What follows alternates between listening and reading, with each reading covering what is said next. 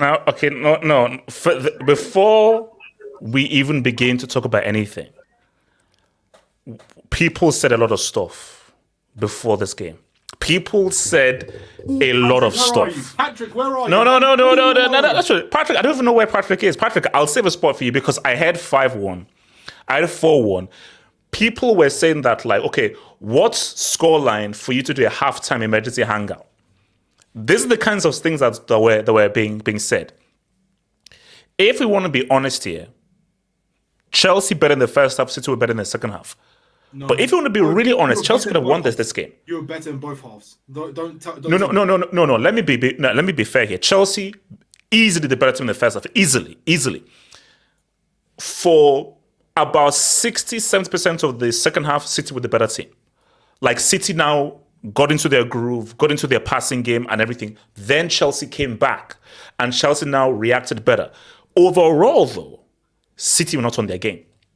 So for the whole, this was not the City that we knew. City did not play well for this whole game. They just got 4 goals. They just managed to find a way of getting 4 goals. But City did not play anywhere near to how good they are. And my Lord in heaven, if Chelsea had a striker and had guys that had better decision making, this is no cap. Chelsea win that game. No, but it's just we scored 4 goals. Like scoring 4 goals against Man City is tough anyway. For me, it's more the Kenny, be honest. We scored 4. We should have scored 7 You should have or 5. Because Kenny, I'm not talking about half chances. I'm talking about these are 3-on-2, 4-on-2. Where literally we have like 2-3 man advantage on a counter. Where all Sterling needs to do is just make the right pass, right-weighted pass, and Reece James is in. Nicolas Jackson just make the right pass, Sterling is in. Because let's keep it real, City were not good. City did not turn up because remember, we talked about like Foden was on form, Alvarez on form, Doku was not on his game. Foden was inconsequential. So all of their top guys were not in this game. So my thing is, Chelsea, you had like, because when you just look at the entirety of everything, football is football. Because you have to understand that football, anybody who's played football, it's quick, it's fast. Everything happens super fast. But what do we always say? What separates the elite players from the pretty good players? Decision making. And that is why a guy who was missing on this pitch, now people say I may hate on this guy, but I'll give him his flowers. KDB. I say that if there's any player you want on a counter-attack right now in football, it's KDB. Because one thing I'll give him though is that when it comes to make the right decision, choose the right pass, execute the right pass, that's what De Bruyne does. And that's what Chelsea were falling through. So my thing for City is, you've got to give credit to Chelsea. 100%. What I don't want is, City just had it bad. City played badly. No. Chelsea forced them to play badly. Doku had his 1v1s. Reece James said, nah, not happening. Reece James said, not happening. And Chelsea defensively, they won their battles and they knew how to play well as a team. Because if you look, let's look at this 4 City goals. Now this is where we now argue. For me, that's not a penalty. We'll have a discussion. Everything. That was not a penalty. That's the first thing. Second thing is, and I said this on the halftime to the hangout, this is where communication is very key. Either we are all going offside trap or we're all going zonal. If you guys went offside trap, if you guys went zonal, miscommunication, Akanji came in. Third goal, Chelsea, horrible. Because what do they always tell? Was that the Haaland goal? Was that the Haaland goal? Yeah, the Haaland goal. Yeah. Oh, with his crotch. With his crotch. Yes, with his crotch. Yeah. Thank you. You didn't go to the details. But okay, thank you. So literally just after the second half, that's just a bad goal to concede. Fourth one, what did you do? But again, Someone has to shoot. And yet again, it's the guy who I said should have at least been on the Ballon d'Or podium is Rodri. Rodri, yet again, came in for a huge, important goal. Yes, it was a deflection, but he was still there to make the damn shot. So those were the forwards. But for Chelsea, man, I'm like, I look at this whole game and they could have done more. But look, I've talked. Let me come to Abdallah. So Abdallah, your thoughts on this game in totality, bro? I knew for the first 10 minutes, our fan base says this, the first 10 minutes dictates how we're going to play and if we're going to win the game or not. I knew it when we couldn't make the simple passes back and forth to each other. I knew we... Well, Abdallah, let me be fair, because this is what Patrick said, and I've seen this before. You guys, I've seen games where you've started slow, come second half, you're a whole new team. HH, this is what you need to realize about City games and about City. The pass percentage and the pass completion, if it's not in 90%, then that dictates whether we win the game or not. We were awful. The sloppy passing. Diaz, I'm sorry, this is his worst game in a City shirt ever. Ever. He was shocking. I don't understand what he was doing. I don't understand what he was doing. Gvardiol, he's playing left back. Who had him on toast? Whoever was playing against him, he had Gvardiol on toast. Like I cannot fathom how badly we played. We deserve nothing from that game. Honestly, we deserve nothing. Not even a draw. We were awful. No. But let me be fair here. Were you bad, or did Chelsea's defensive game make you look bad? Those are two different things. Both. I would say both. I would say it's a mixture. I'll be fair. I would say it's a mixture. But we were awful. I'm telling you, we were awful. You see, for me, like, you see, you saying that because if a team defends well and shuts off the passing lanes and so forth, can you say you played badly, or that team just were very good at it defensively and did not allow you to play well? Obviously, to a degree, you could have played at a high level, but we were like, okay, Poch did his homework. I know how this team play. I remember Poch normally has a good record against Pep. And he had one against so Poch knows how to counteract Pep's system. So he just knew that, I know what these guys do best, and I know how to set my team up to counteract their passing game, which is what he did. And he did that for Tottenham as well against City. So no, we were awful. Haaland, I don't know what was that second goal. What was that second goal?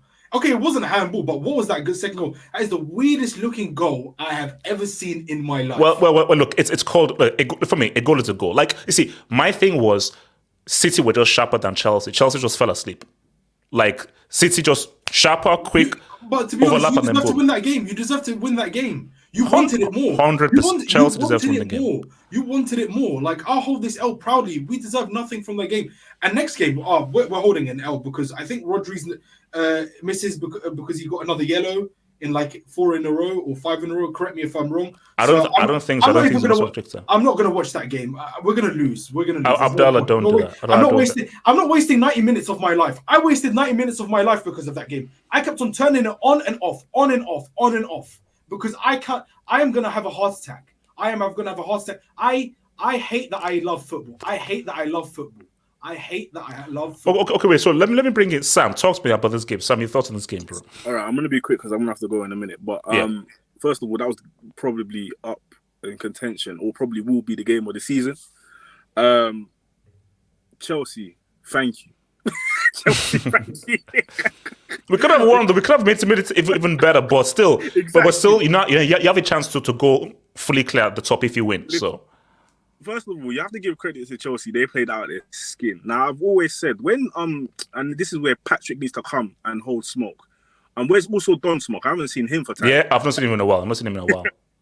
They need to hold smoke because they were chatting the most. However, we all know that Chelsea play better against bigger teams than the smaller teams. So I already knew that Chelsea were going to do a little something. Whether they're going to win or not, it was yet to be seen. And that was because of their finishing, right? But Chelsea, the way they were popping the ball around City, I was thinking, who's Man City and who's Chelsea? Because one team is first, but another team's 12th.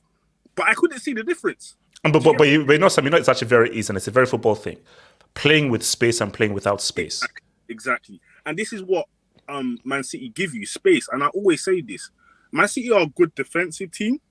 However, just keep their just keep their defenders running to the Wolves' goal. They don't know what to do. Go out. Oh, my days. Sterling was a man possessed. Sterling was a man possessed that game. The way he ripped Doku, biological father. Yeah, no, bro. Sterling was shocked. I mean, now, as I think Kenny even said it beautifully in the halftime, like, Sam, we saw the worst and best of Sterling.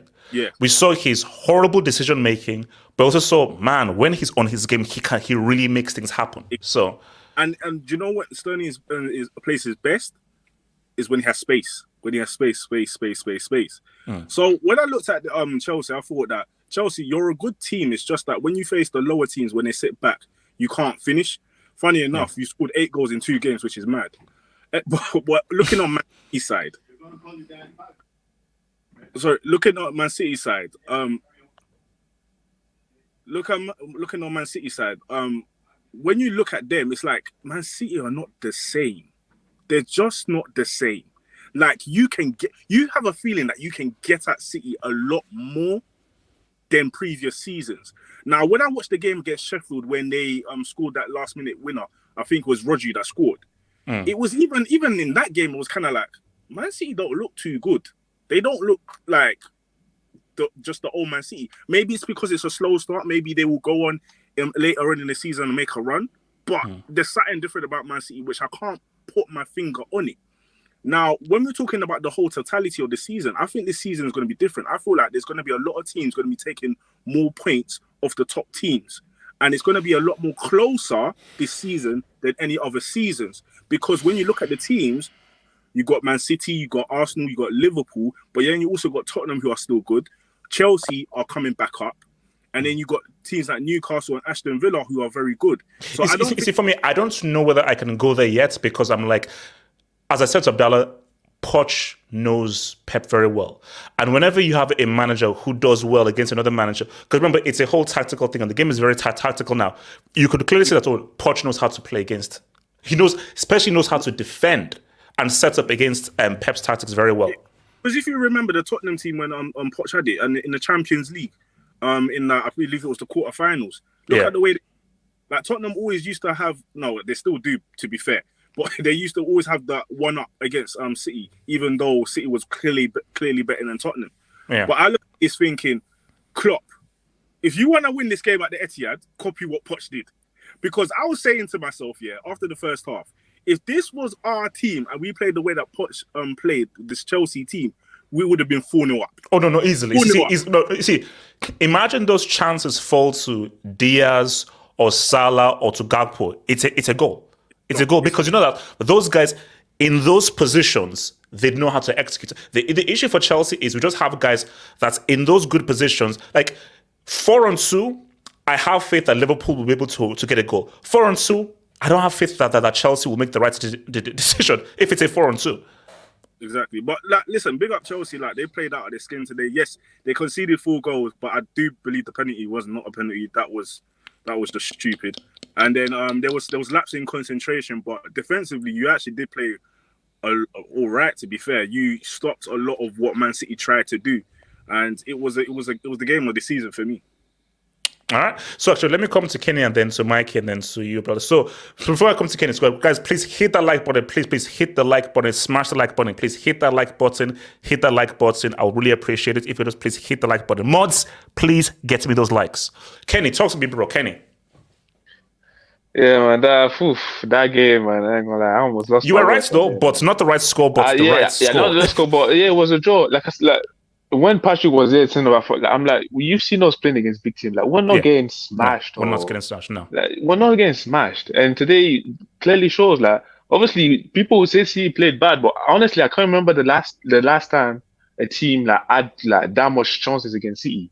Like, usually the way people beat City is like low block and then maybe you get a chance or something. But we had like quite a lot of scoring 4 goals. Like, even though people might say they underperform, but scoring 4 goals against that City team shows that there's clearly there's talent in that squad. Yeah.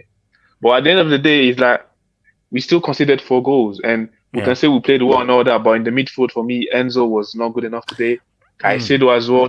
I said that as well. Too many times he got turned in the midfield. For that third goal that they scored, is him. That he dived in the tackle against Haaland and he got turned again. I think Kukwela did well against Foden. He was a good bow. Sometimes Foden got the better. Let's get a bit of stack. Shout out to Kuku and to Rije. Yeah, Foden and Doku didn't really impact the game. Yeah, Foden a bit more, but yeah, Reece James did a great job against Doku. Great job. Obviously, I said he would be one of the bow. Reece James, he had to be on his job today, and he did that. And going forward as well, he brought a lot as well in the first half. But yeah, it's just, and I have to give praise Gallagher today.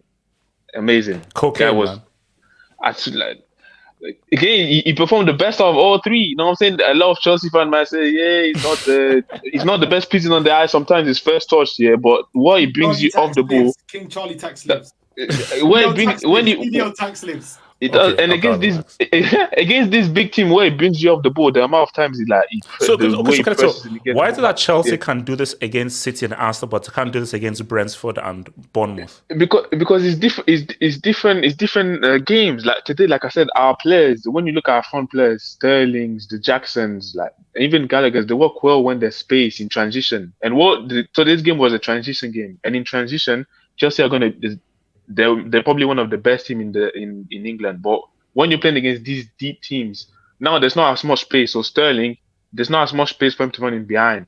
Jackson as well, there's not as much space to run in behind. Gallagher's. Now your first touch, like if you're playing the entire game, now your first touch has to be immaculate. So that's when against team that lower block, now it's going to be tough. Yeah, I think that's the key. Like, as a team, you have to know how to play with space and without space. You have to know how to play in transition, and if a team sits back. And I think the issue for Chelsea is we need to just know how to break teams down. Because Chelsea, this team can clearly play against an Arsenal, a Liverpool, a City, who will give you space because they're a top team. But teams who are lesser teams who will now sit back and now put men behind the ball, Chelsea have got to figure out how to break those teams down. Yeah, exactly. And shout out to Jackson as well. He scored a goal. He did what? Like, not Kenny, I thought it was bottom miss. Kenny, I thought it was bottom miss. No. But you see, like, he didn't panic. Like, I thought he was going to shoot first time. He take a nice touch and he scored again. Like, the guy has 6 goals in like 11 games. So were City bad, or Chelsea just made them look bad, or City just did not play well enough? No, I just think that. Yeah, I think that City. I don't think City played. They didn't play their best, but I think Chelsea made them play this like transition game. I agree. Like because basically, Man City usually they like controlling games, but Chelsea made them to that. Like we're going to play transition, then you have to deal with us, but obviously we have to deal with them as well in transition. And it was an open game. We made it an open game, and Chelsea, Man City could not get control of the game. So yeah, I think Chelsea made it an open game. And yeah. All right, let me hit some debates, then I want to come to Mikey and then to Abdullahi. Shout out to Fala Alvaro, man. Chelsea reminded me of Osasuna in 2014. Took points from the big three, then got relegated in the same season. So Fala Alvaro, okay, we're going to ignore that crap from me, bum-ass loser. Blaze A, crazy how Reece James has a magnet in his chest. Magnet? What do you mean by a magnet in his chest? What does it mean by a magnet? Average fair. Typical Prem football refs always at the center. Like, can I just pause it? Like, and you know what, HH? Can I just say something quickly? I condone that abuse to Anthony Taylor. What Mourinho done? He deserves it. Okay. He's an awful ref. Okay, now. Okay. Let me know. I don't want to promote. I don't want to promote abuse. I don't want to promote abuse or thuggery or anything. So the football host doesn't co-sign what Abdallah says. But my thing though is, how do you demote a guy to the championship because he's trash? And in the first game back, it is the most high-profile game of the weekend. King Charlie. No, because funny.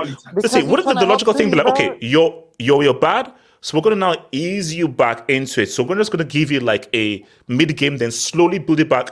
How do you go from the championship because you were bad to get promoted? And the first game back is the most high-profile game. It's the guys who make this stuff is crazy. What there was a handball as well on Walker when Edison came out. Did you see that handball? That was a clear handball. I'm surprised. You guys blind, man. It's crazy. Shout out to your boy Wing. Reece, injuries rob us of one of the best two-way right back.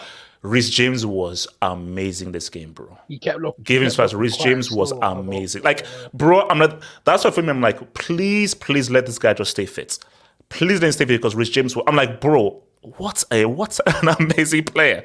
Because in terms of this for me, this is what a outstanding right back is, where he understands his defensive duties, he understands how to position himself well, he can bring the ball up, and he's a threat going for. Like, for me, Lam would be proud. Philip Lam would be proud of this dude. Have you ever seen him being beat by any winger in the league before?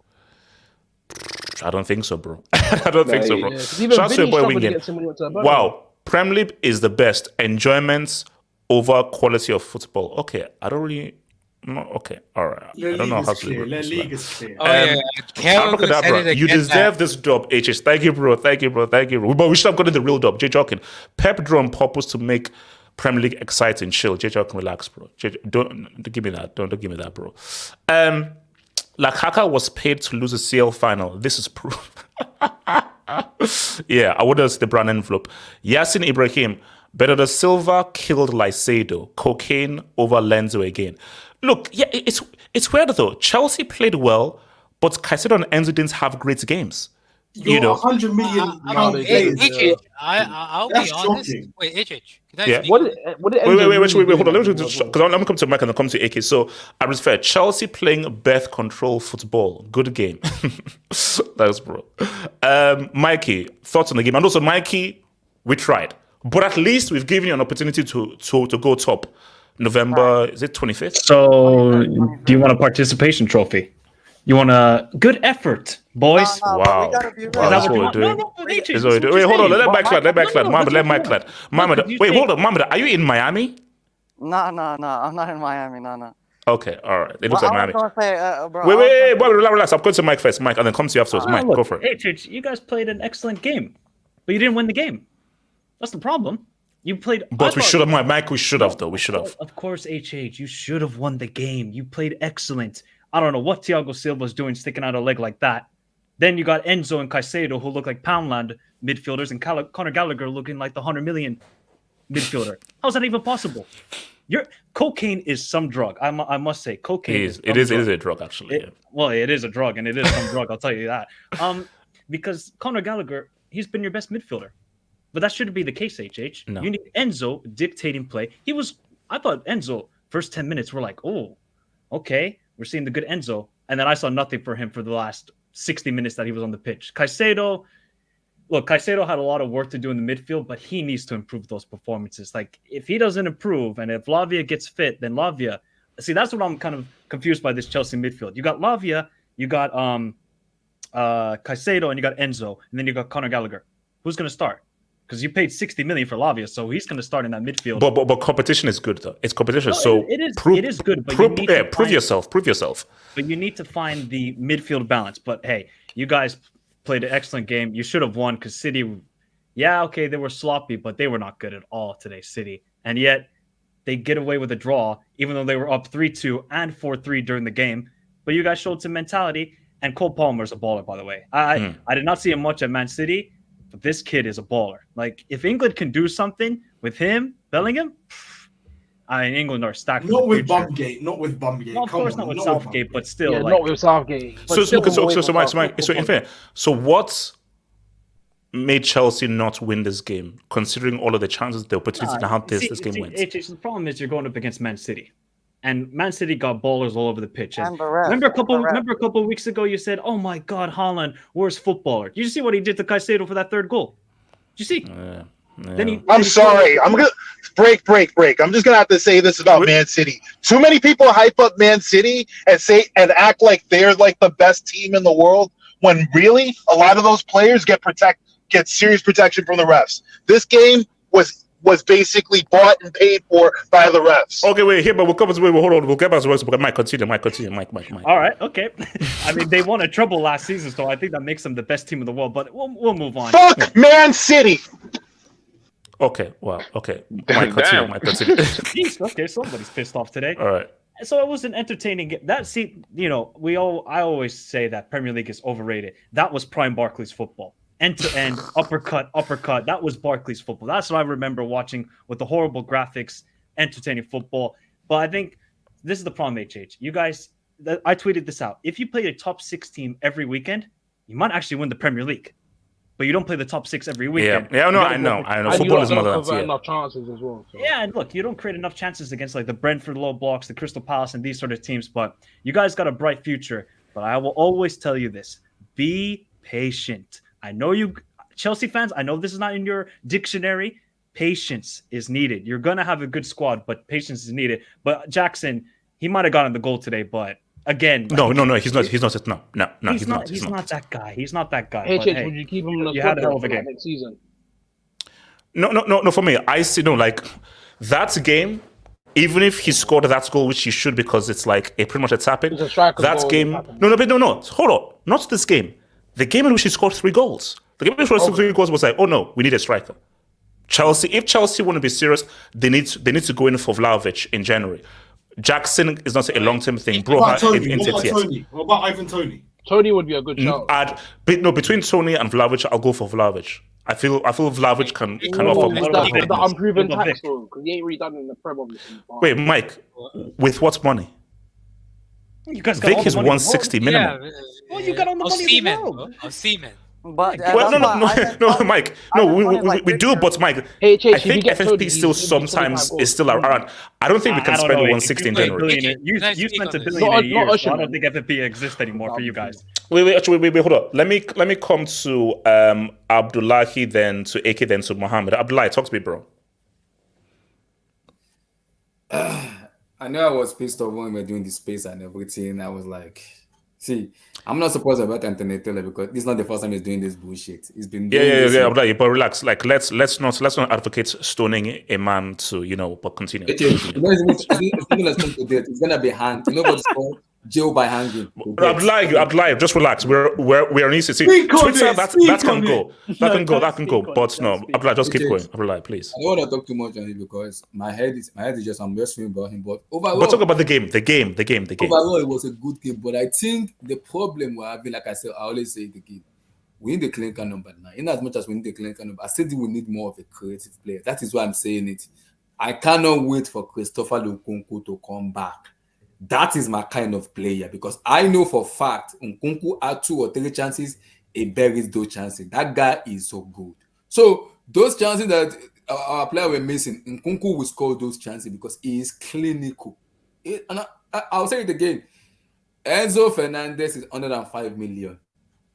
We bought him for 105 million. He has not showed it. In the last 3-4 matches, he's been ghosting. So I was not surprised Port took him out of this game. And I say it again, if Romeo Lavia come back, Enzo is going to chop the bench for a very long time. I am a big fan of Enzo Fernandez, but he has been looking spooky for a long time. I'm like, what the heck is going on with him? What the heck is going on with Enzo? I know how good of a player he is, but my God in heaven, he will give us 10 minutes, 15 minutes, and he will go out of the game. What the heck is going on with Enzo Fernandez? So for me, were City bad, or did Chelsea make City look bad? I think it is both. I think the problem is Chelsea. If you look at Chelsea this season, in terms of the best in transition game, Chelsea is the best when it comes to transition game. That's what I'm saying. I don't think we're gonna get blown out the way City fans were like Chelsea is gonna get blown out 6-0. I'm like, we're not gonna get blown out. I've seen us play big team and we've competed against them. I don't think we're gonna get blown out by a big team like that. No. We're gonna compete. My biggest fear was taking our chances and we scored 4 goals. Gusto missed 1-on-1. He missed. Oh, that was horrible. That was a horrible miss. Sterling was a brain fart, 2 against 1. Pass to Jackson, game over. Nicolas Jackson, Conor Gallagher was free, 1-on-1 with goalkeeper, passing the ball. Game over. Oh, and also remember the Palmer 1v1. Exactly, 1v1. Palmer dribble almost 3 players. For me, just chip the goalkeeper. Don't even place him. Just chip in. It's game over. So those decisions will have to be worked on. See, it will improve because this team is young. They are growing. I won't blame anybody in this team because all of them play very well. Again, it's all about consistency in performances. Like I tell people, seeing us play, I'm not worried about big team. We'll see Newcastle, Brighton United. I will say it again. We're gonna compete against those teams. My biggest fear is gonna be, are we gonna take our chances? That's my fear. Those teams will compete against them. My biggest fear is only about those teams that play low blocks like Brentford, Sheffield Wednesday, Wolverhampton Wanderers. I'm gonna have Sheffield Wednesday aren't in the Prem. Sheffield Wednesday. United. Sorry, Sheffield United. Sheffield United. Those teams I'm gonna have. Those teams I'm gonna have a problem with them because they play low block. But overall, against big team, I'm not gonna work against even as much as United are bad. When we go to Old Trafford, I'll be very confident because we'll have our chances against them.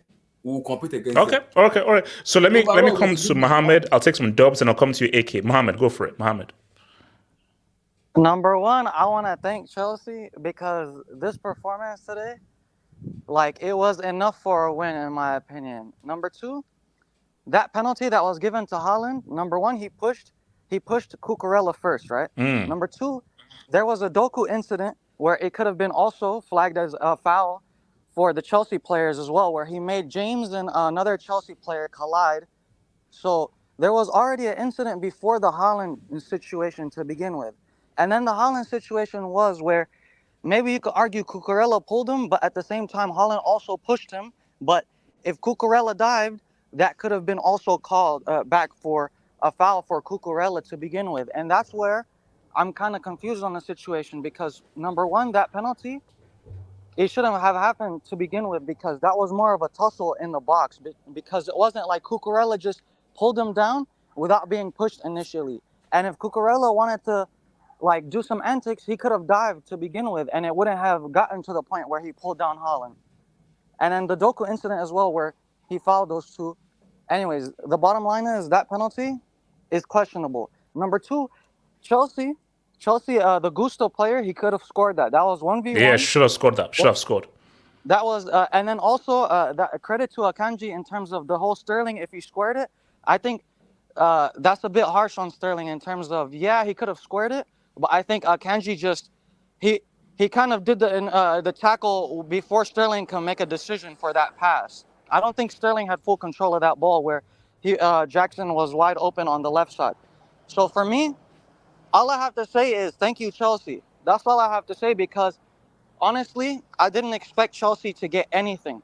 Well, I'll be honest. What I thought they could get, the best case scenario, was a draw. Why? Because KDB is not playing right now. And then why I thought the best they could get was a draw is because Rodri is back.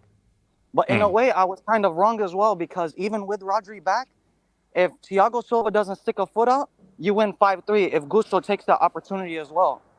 Because that if Thiago doesn't stick his foot out, one less City goal, 3. And then Gusto scores that 1, that's 5-3. So honestly, with this performance, I can't even be upset. And you did the Prem a favor. I'm going to be honest. You did the Prem a favor. Whether it's Liverpool, whether it's Arsenal, Tottenham, everybody is breathing on City's neck right now because of what you did today. And I'm going to be honest. I'm happy. So are you going to beat them after the international break? Will you beat them after the international break? I will take nothing less than a win. I'm going to be honest. Ooh. As bad as we have been. Abdallah, you heard that, bro. They're coming. They're coming for you. Bro, I expect them to beat us 5-0. 5-0. Abdallah, why do you always go to extremes? Abdallah, why do you always go to these extremes, bro? You got another yellow. There's no Rodri. I expect it. I'm not hold on. Mohammed.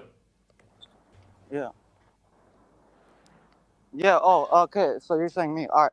The point is in terms of with that game, I'm not saying I'm predicting a win. I'm saying I will accept nothing less. Why I'm not saying I'm predicting a win is because I know we have strippers in the back line, deja vu settings, bro. I'm gonna be real. Okay. Like whether it's Virgil, whether it's Joe Gomez, whether it's any other brothers, you know what they like to do. They like to do that aura defending thing, turn your back against attackers and don't really engage. I'm not trying to violate. I'm just saying what it is. But I'm gonna be real. Even though we might concede 2, I expect to outscore them because why? KDB isn't there. Don't get me wrong. Okay, wait, hold on. Let me quickly look at the dubs. I'm gonna get some other guys. Let me get some dubs and then I'll come to those guys before. So I'll come to AK very soon. So let me bring in this. Shout out to Miguel Rabines. Jackson has over a quarter of Torres' number of Premier League goals for us in a 10th of the matches. Wow. But Miguel, don't fall into this trap. Torres became Blondie when he went to Chelsea and he's in the Brick Alumni Hall of Fame. So don't be comparing Jackson to a guy who is one of the all-time Hall of Fame bricks of all time. Jackson is not Chelsea quality. He is not a starter. Yes, he's done well. Yes, he's scored some goals. Jackson is not good enough to be the first choice striker for Chelsea. So if Chelsea are serious, Jackson is not a starter. Chelsea have to go in for a proper striker in January. Oh, wait. Abdullah, what is it saying something? HH, every time I hear about Jackson, there's a song by some northern old men. Okay, first of all, does this song have any rude things in it? Is it misogynistic? Is it against anyone? No, it's hilarious. A bunch of old men, and he says, having a G-bang to Jackson 5. And all I can think is of those old men singing whatever. As I said, guys, the Brick Doors will be very close this season. I have a question. I have a question for you. Wait. Hold on, let me quickly get the dots on. So, Tao Aaronsman, Jackson's first season, 2 big games, 4 goals, 6 goals in 11 appearances. You see, everything comes. See, why are guys doing this, bro? Like, when you looked at these 2 games, is your assessment that okay? So Tao Aarons, are you now saying that like after the Tottenham and Thing game, Jackson he's a big game player? He should now got going for? No, there's context. He scored 3 goals against a 9-man Tottenham, and in this goal that he scored, it was a rebound. Now, fair enough, right place at the right time, but in these 2 games, you can't come up from these 2 games and be like, yeah, man, Jackson. He's the man for the big game. So are you not saying that he's a Drogba? Please don't you dare. So Drogba's great name. No, but the guy is still young. It's not the finished article, but so far, like, Kenny, quick question: would you be happy to keep Jackson and develop him as a possible starter, Kenny? So far, I'd say maybe. Kenny, it's a yes or no. Would you look? So Kenny, for me, would you say don't go in for a proper striker? Have faith in Jackson because he will hopefully turn into Drogba. But no, I want to see till January. But you guys were like some of these strikers. The first season they were trash as well. So I'm not like, and Jackson, like Drogba is clear. Obviously he's prime, but Drogba at the beginning struggled as well. Yes, but he was lucky the team around him was very good. All I'm saying is that. Obviously, Jackson is not the finished article, but you should keep the guy. Like so far, like 6 goals in 11 games. Obviously, his all-around game is not as good, but I'm not going to throw him in the bin immediately. But remember something. I can guarantee you one thing: when Christopher Lunkoko is back, you also the best of Jackson because that is someone that is clinical. That's not going to be open about everywhere. It's all about combination and positioning, and Christopher Lunkoko has it in him. Go and watch his game alone. He's a deadly finisher. What is Jackson? No. So all I'm saying is that I trust 05, 06 Mourinho's talent ID over this data analysis management led by the boldly clearly group.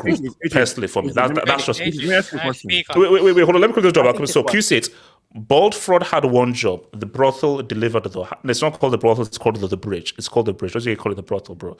Sure, Abdallah, I'll meet you, bro. I'm going to meet you. Relax. Nemo. HH has been insufferable lately, but I can't say it. You can't say it. Nemo, you can't say it. We showed up. Miguel Rabines.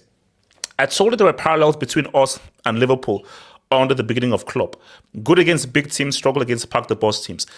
You see, Miguel, let's just hold our horses here. Because again, you see, Miguel, you cannot, because again, where was Klopp coming from? He was coming from back-to-back Bundesliga wins against Heinkes, peak Bayern, and the UCL final. Poch doesn't have that resume. And being 7th in the Bundesliga, don't forget that too. So. Oh yeah. No. But okay, yes, 7th in the Bundesliga. But where is Poch's back-to-back league wins? At Christmas, HH, literally being bottom at Christmas as well. So. Beautiful. SK, so you agree that there are parallels between Poch's Chelsea and Klopp's Liverpool? You're saying that you can see similarities there. I'm just fact checking you, HH. That's what I'm doing. No. It's a simple question. Are you saying that you can see some similarities between the both?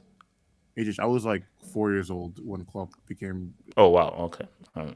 Age I'm tax. kidding. He's just in early days. He's not saying they're going to become Liverpool. Just in early days. I don't see nothing. Okay, shout out to Father. Rhys James is good, but Sergio Roberto has 2 UCLs. Okay, all right. Ilko. Rhys did all that to tear his hamstring next. See, why are we doing this? Why do that? Why even say that? Shout out to Mega. Name a match this good besides the El Clasico in La Liga. Okay, here's the thing though. Was this match good or was it just exciting? No, this wasn't it was a good game. Let's keep it in terms. Let's keep it a stack. City were not good. So you can't call it a good game when City did not play well. Chelsea played well for a lot of the games, but you can also say you overperformed. No. But see, for me, this was a very exciting game, but you can't call it a quality game when City didn't play well. This was one of the worst games City have played this season. But you can say, like, for example, hold on. Kenny. But Asic, for example, the Clasico, Real Madrid were not good, but it was still an exciting game. Even you say Bayern Munich against Leverkusen, Bayern Munich didn't play their best.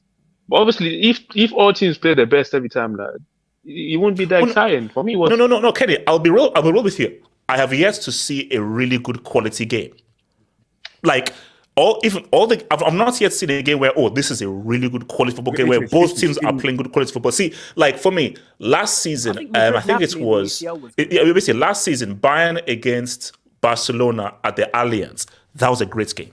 That was a really good game where both teams were playing high level football. See, for me, in this game, this is easily one of the most exciting games of the season, easily.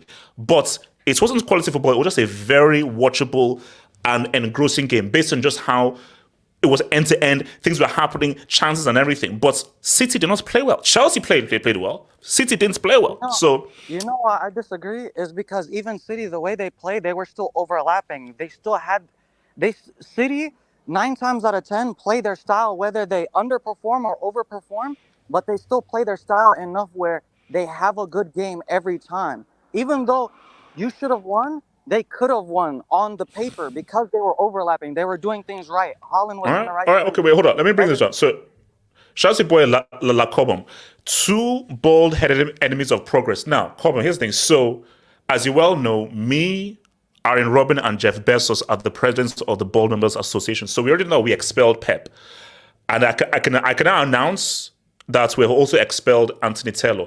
So Anthony Taylor and Pep Guardiola are both expelled of the Board Members Association. And me, Robin, and Jeff Bezos, we all came to an agreement to expel these guys. What about Joe Budden? Perez tried to plot against us and failed. Typical Pep giving refs the brown envelope with a fresh roll of Queen Lizzie's face. It's true.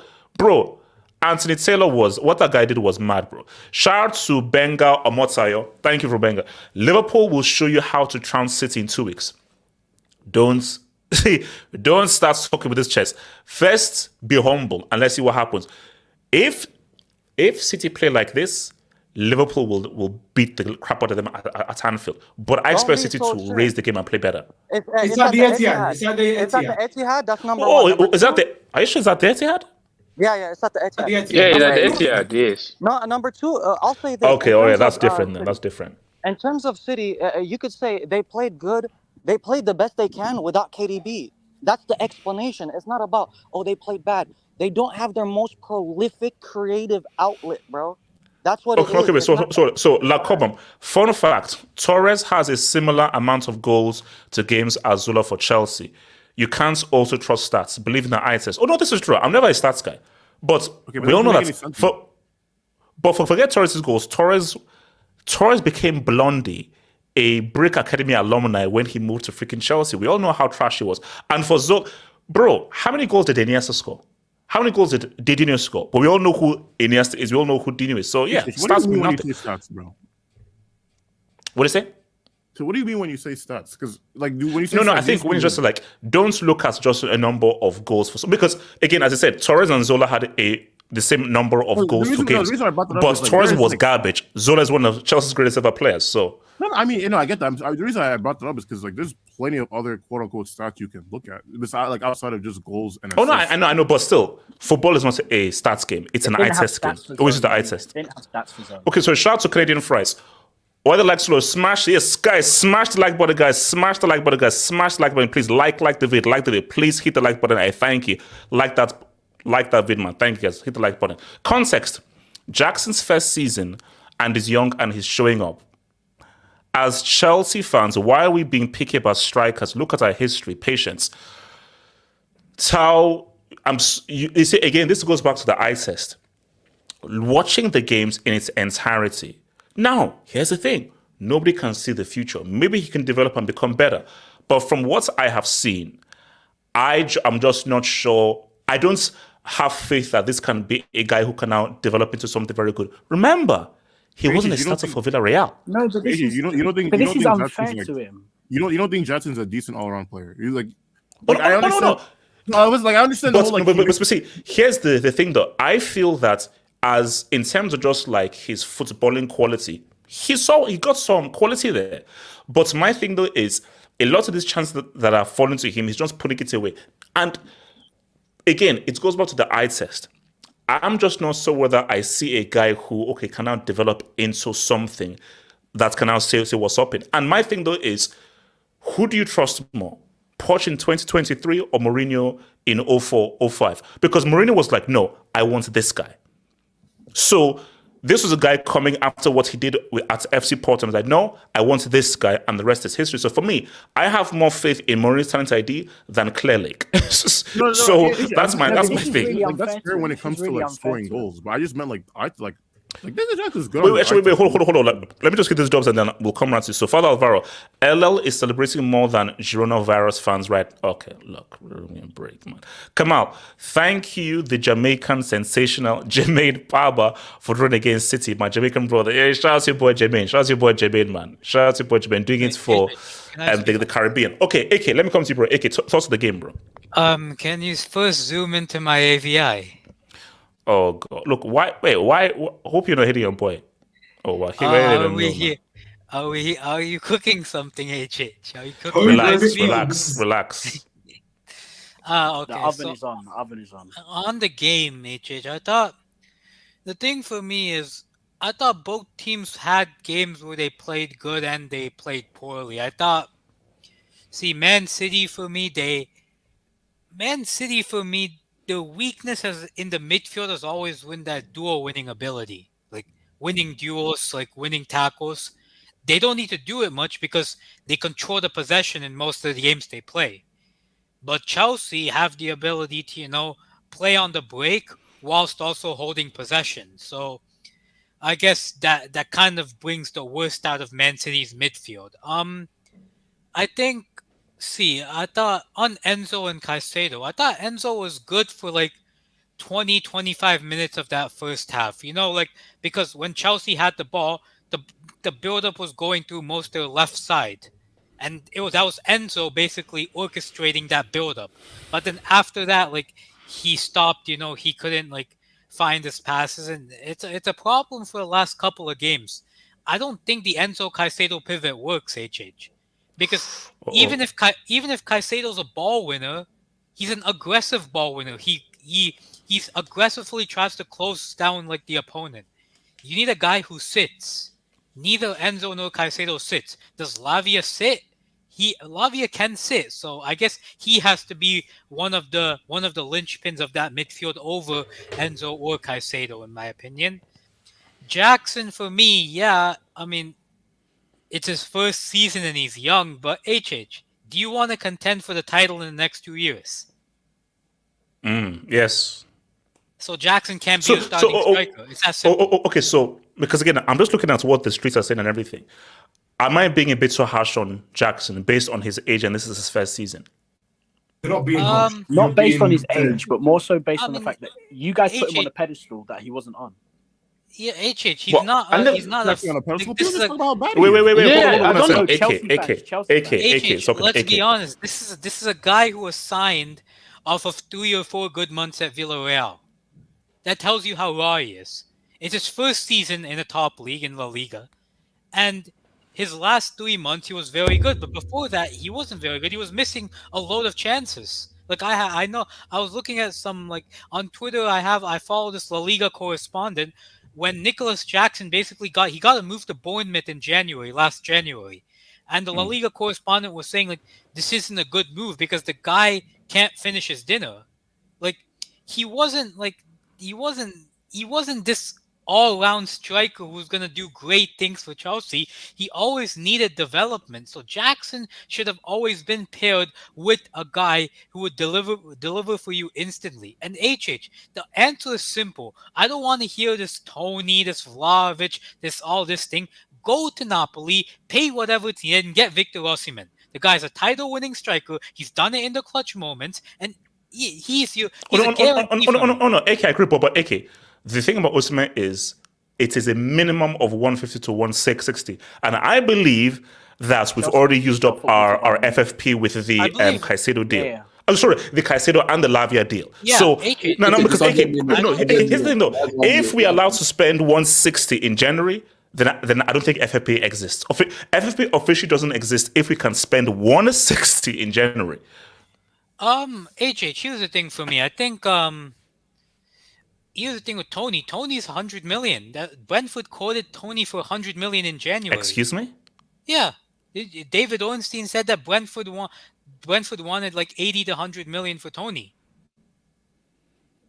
So if it's okay, 100 yeah, million I'm for paying Tony, 100 mil for Tony. That's happening. But okay, wait, is it your money? So wait, hold on. So okay, so what went wrong with City today?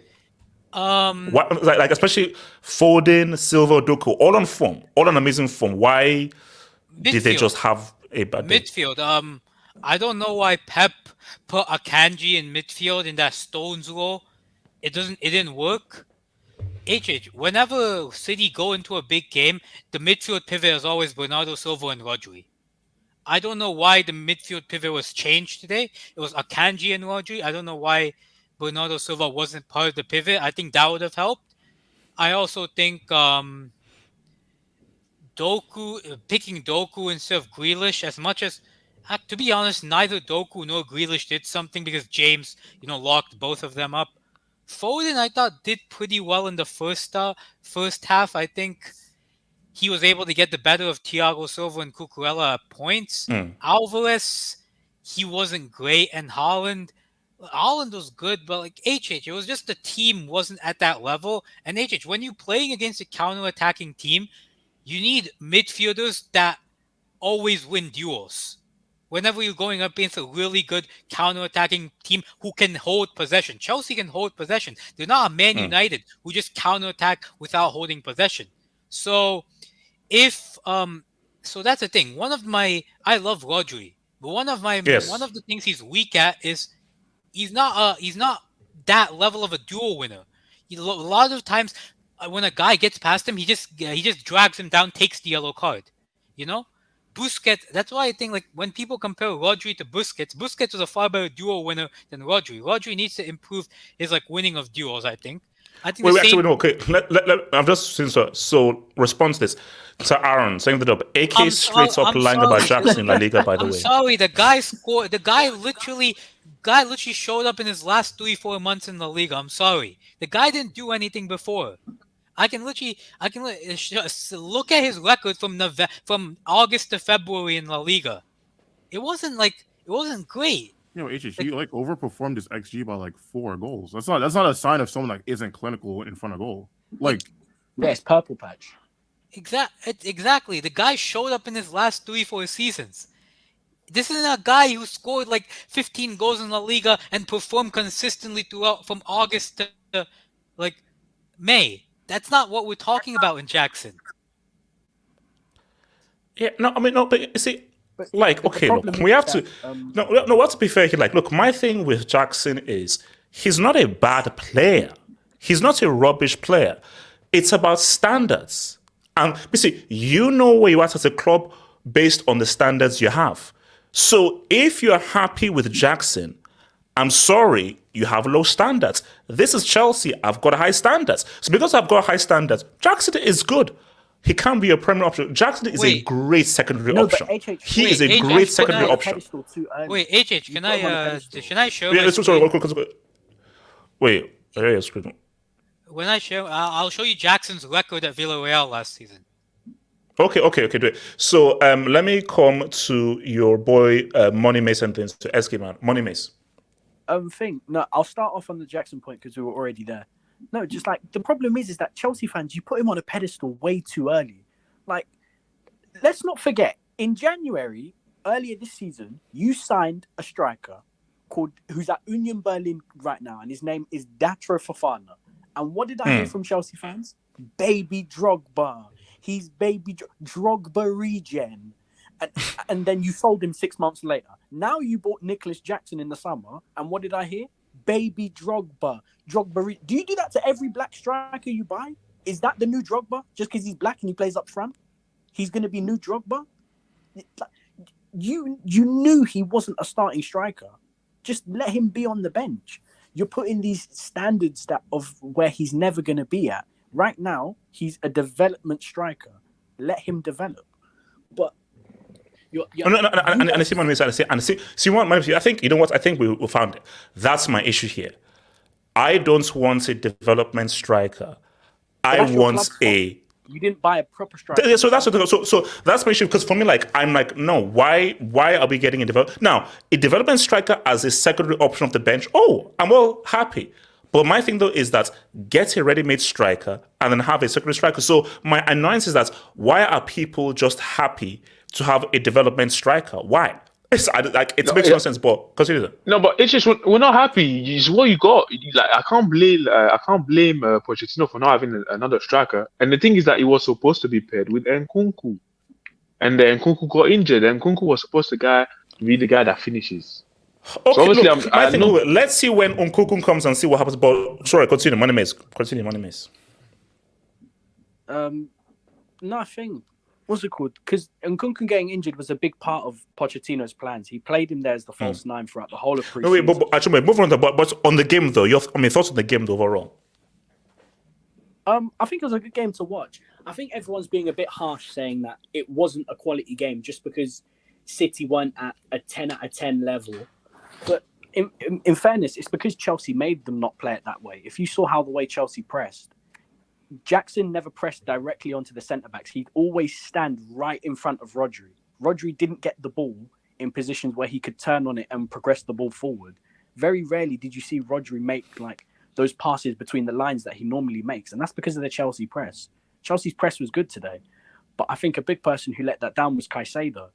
And I know people talk about all on the ball stuff. I just think there were times where he's pressing where he didn't have to.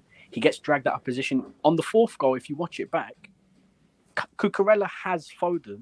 Foden does a little flick to Kovacic, and Caicedo comes out and presses, and then they beat him on the 1-2. And that's the problem with Chelsea. It's just those young players that don't really have the discipline to carry out a shape or a plan for 90 minutes. They're good players and they'll understand, but they're young. They're going to make the mistakes. But I think Chelsea played really well today.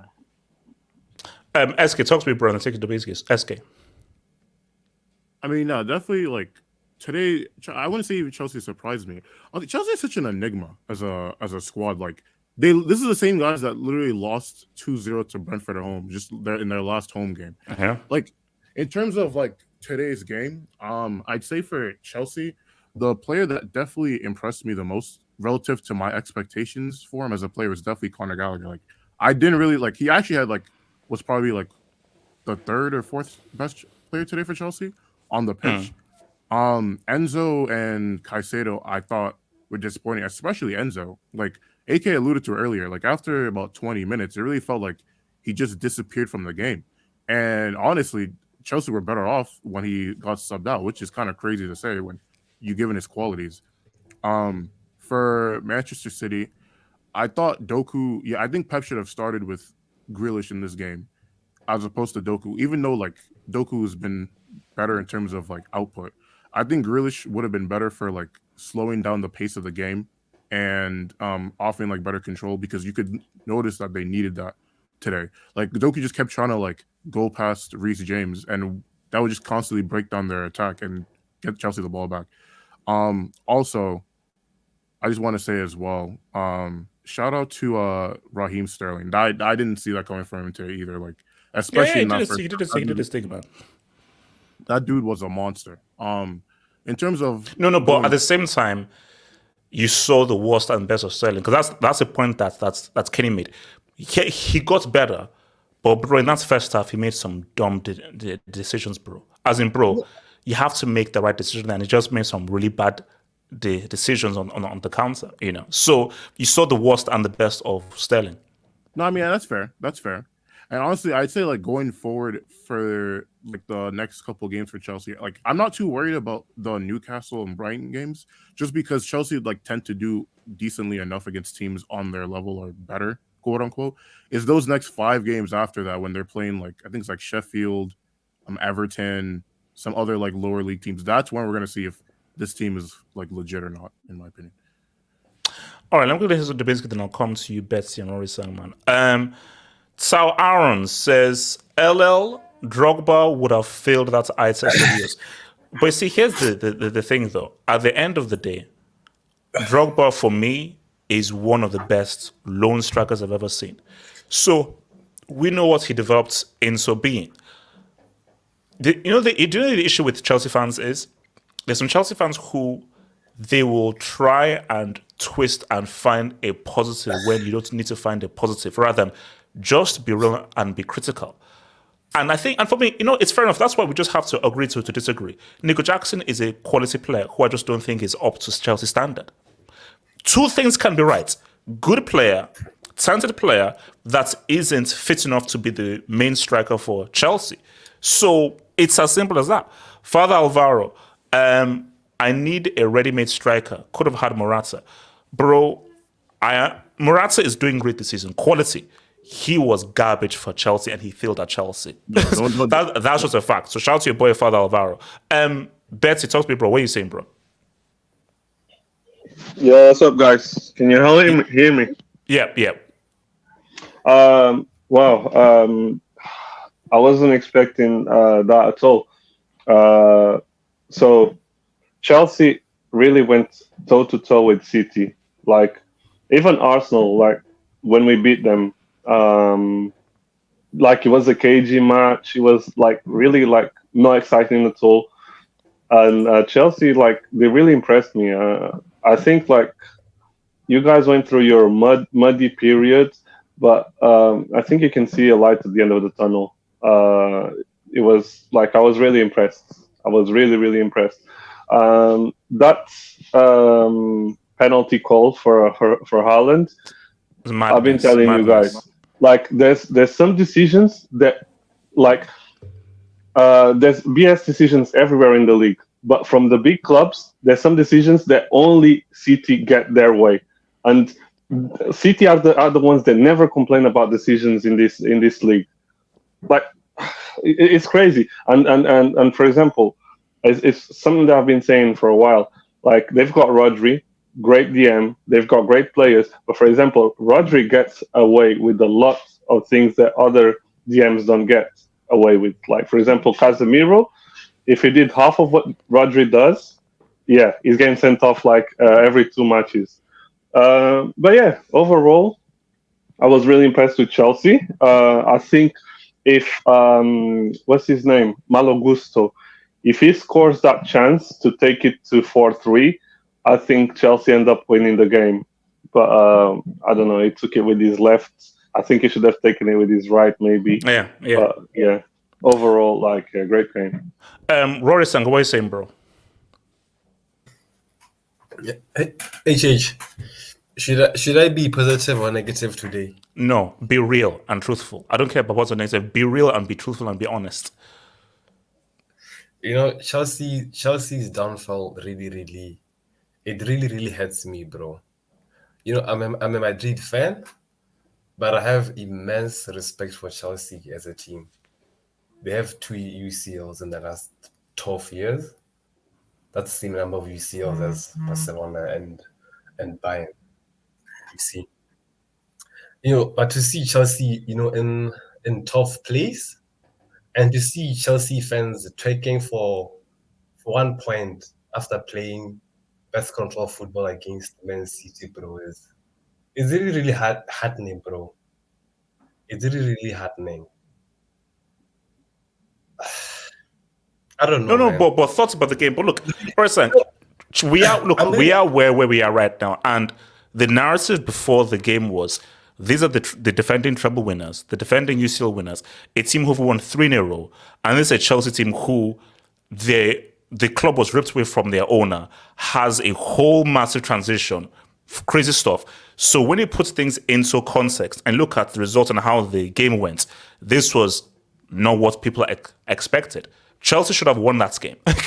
It ended up 4-4, but Chelsea should have won the game. So you have to put things into context, because you're looking at Chelsea through the lens of Abramovich and what that was. It's a new regime that I'm not a fan of. I'm not in support of. But context is context. So you have to give Chelsea the dub of like what you were able to do and how the game went against a team like City, who are the treble winners and who, let's keep it real, pimp slapped, smacked up, destroyed and disrespected you guys in that UCL semi. HH, there's absolutely no way I can accept seeing Chelsea buy a fraud from Argentina, 530 million, that Lenzo guy, and play 60 minutes without doing nothing, bro. Chelsea has spent 1.1 billion euros, bro, on players, and they're still lingering in 15th position. HH, is that the context that you want me to? No, Chelsea at 10th. Chelsea at 10th. That 10th? 10th, yes, 10th. But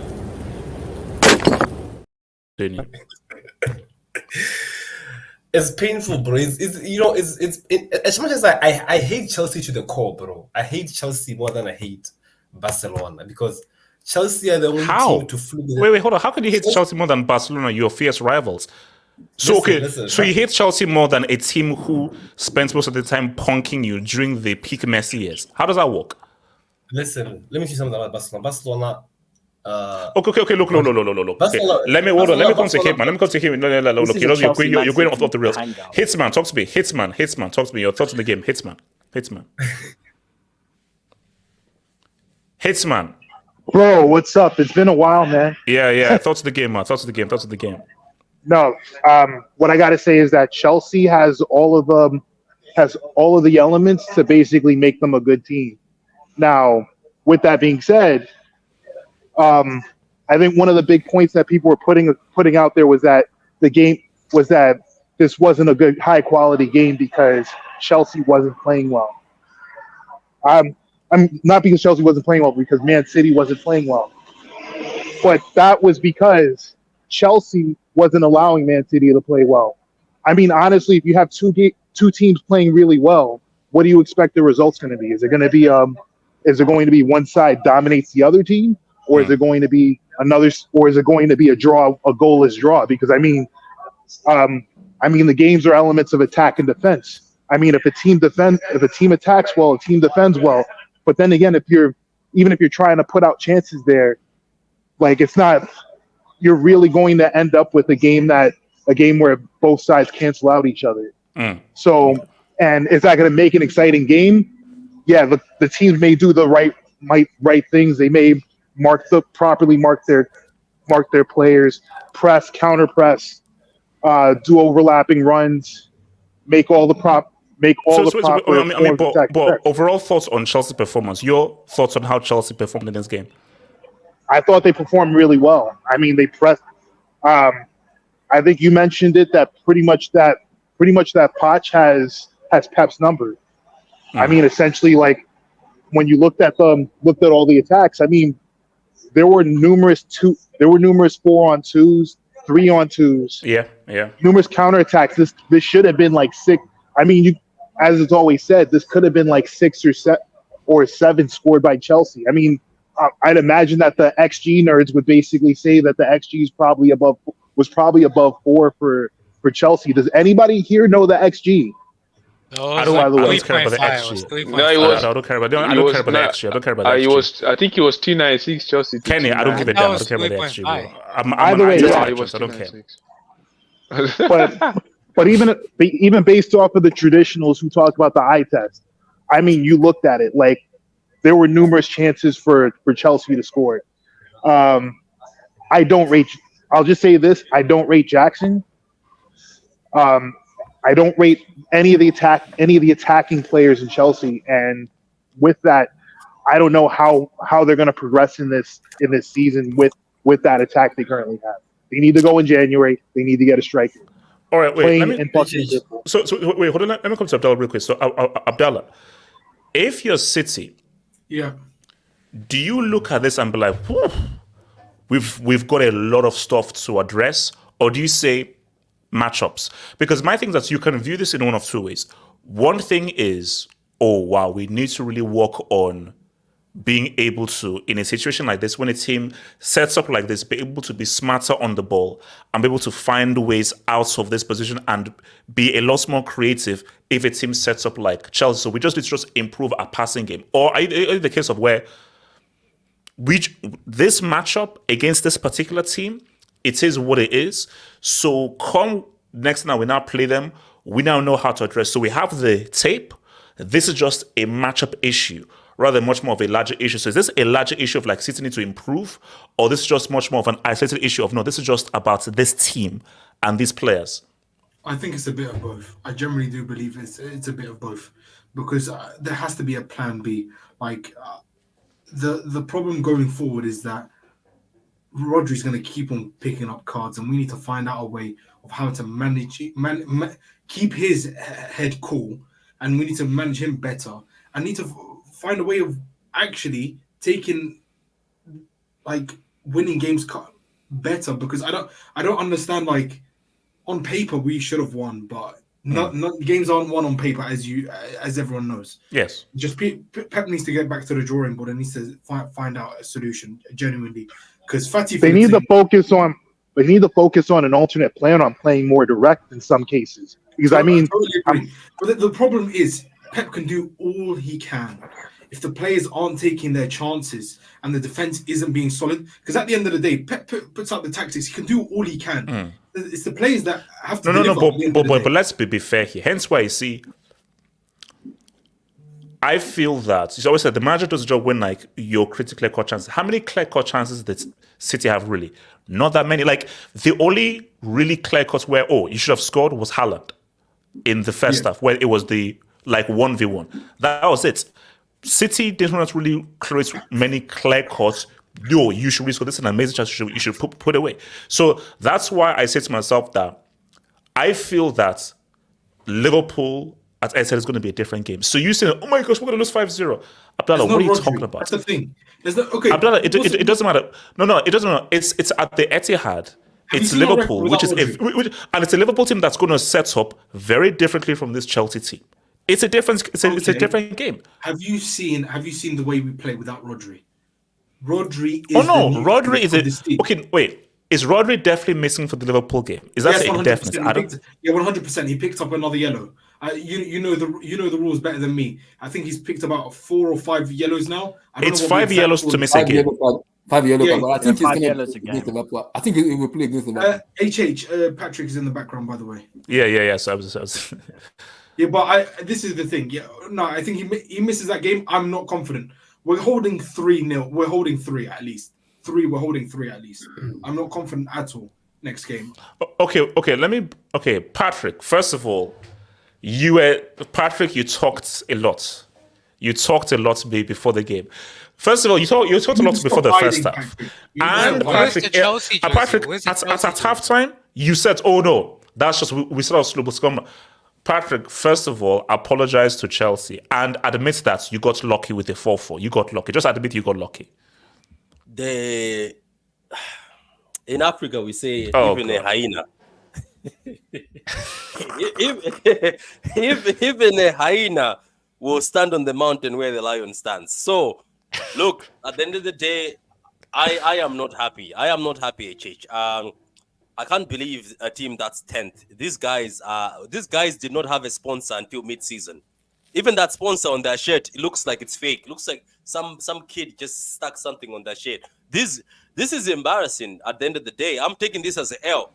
And I'm a man of my word. I've ordered that Chelsea jersey, and I'm going to wear it every time I come here. So, look, it looks like HH, I'm a big jinx. So I'm going to shut my mouth. So what's wrong with City today then? Or do you think? To be honest with you, sometimes Man City show up to places, especially when they show up to mid-table teams or low-level teams. No offense to Chelsea, They. Okay, let me be honest with you. Let me be straightforward and honest. Man City did not take you seriously. They didn't take you seriously. This players, Patrick, you cannot use that as an excuse. You can't use that as an excuse. No. I'm not using an excuse. I'm going to tell you how I feel later on. I think they did not take you seriously because when we started the game, they let you play around. Do you know what's hurt me the most today? Let me be honest. It's not the fact that Chelsea Football Club has drawn with us. It's not the fact that Diaz decided to become Bambi today. It's not the fact that Raheem dunked on Walker, and after I just said no one has dunked on Walker before, Raheem crucified Walker. He was playing around with him. What hurt me today, and today, wherever you are, Cole Palmer, you fraud Cole Palmer, I swear to God, you will never score another penalty. How can you score a penalty and look at the City fans and go like this? Seriously. Yeah, look at them. What do you mean? Are you paying these bills? I mean, like, no. Patrick, that's like what I expect. No, Patrick, no. Patrick, do you know what that celebration was? Patrick, that celebration was like, why'd you let me go? Why'd you let me go? Yeah, I'm saying you guys replaced him with Doku, and Doku today was. There we go. Hold on. Let Patrick go to Patrick. Kenny. Cole Palmer did that last time and he almost caused the fight in the Carabao Cup. He went to the Burnley fans, remember? Coutinho, he went and did this again and then Palmer and Pep gave out to him. Palmer, how dare you? How you fraud? They breastfed you at the Etihad and you came, you were looking at us, and he's the man of the match. You know what hurt me the most? Continue. Let me finish. This Cole Palmer thing has hurt me because this guy, we threw him away saying he's not good enough, which I still think it's okay, he's gone. But he dunked on us and became man of the match. He dribbled past 5 of our players. And not only, Raheem sent Doku back to Belgium with a nutmeg and then took him back again and threw him back on the floor. I am sorry. This is an L and I am not happy. At the end of the day, I'm going to be sorted. Do you know that guy they say the sole loser? It's going to be me. I'm not going to say sorry. I am not happy. We took the L and continue. I don't know why you're showing your face. I didn't want to show my face, but the streets. I show my face because I promise. I'm a man of my word. No. But hold on, Patrick. Hold on, Patrick. Hold on, Patrick. But do you admit that Chelsea should have won that game based on the entirety of those 90 minutes, Patrick? Can I say something also for the fact that we let Michael Blackstone score? For the fact, and he had one hand, he was injured. He had one hand. He was you know what? Coutinho, fair play to you, but we are not supposed to. Do you know what? I don't care. We mustn't show our faces until the international break is done. And do you know, Patrick? No. But hold on. This is why I'm so angry. This is why I'm so angry we didn't win the game, because if we would have won the game, it would have been an even sweeter stream. Because, Patrick, let's keep it real. I don't even want to use the case of you dumped, but you see, because I don't like the whole thing of like, it's a bit of both. I believe that, yes, City could have played better. Chelsea made City play badly. Because, Patrick, keep it real. Those games, Tottenham against City, when Poch was in charge, City found it hard. So, Poch knows how to play against Pep. And it's most of all, he knows how to set up against. Remember, Poch is much more of a defensive coach than an attacking coach. His skill is defensive setup rather than offensive situations. Right. So you could see that, City do not have their passing lanes. Yeah, I think we only beat Poch when the players turned against him at Spurs. I think that's the time we dunked on them. I think that's when we obviously we beat them that 1-0 against after the UCL. I think their mind was with the UCL. They wanted to get the UCL. Yeah. But Poch, we beat him convincingly, I think, when the players turned against him.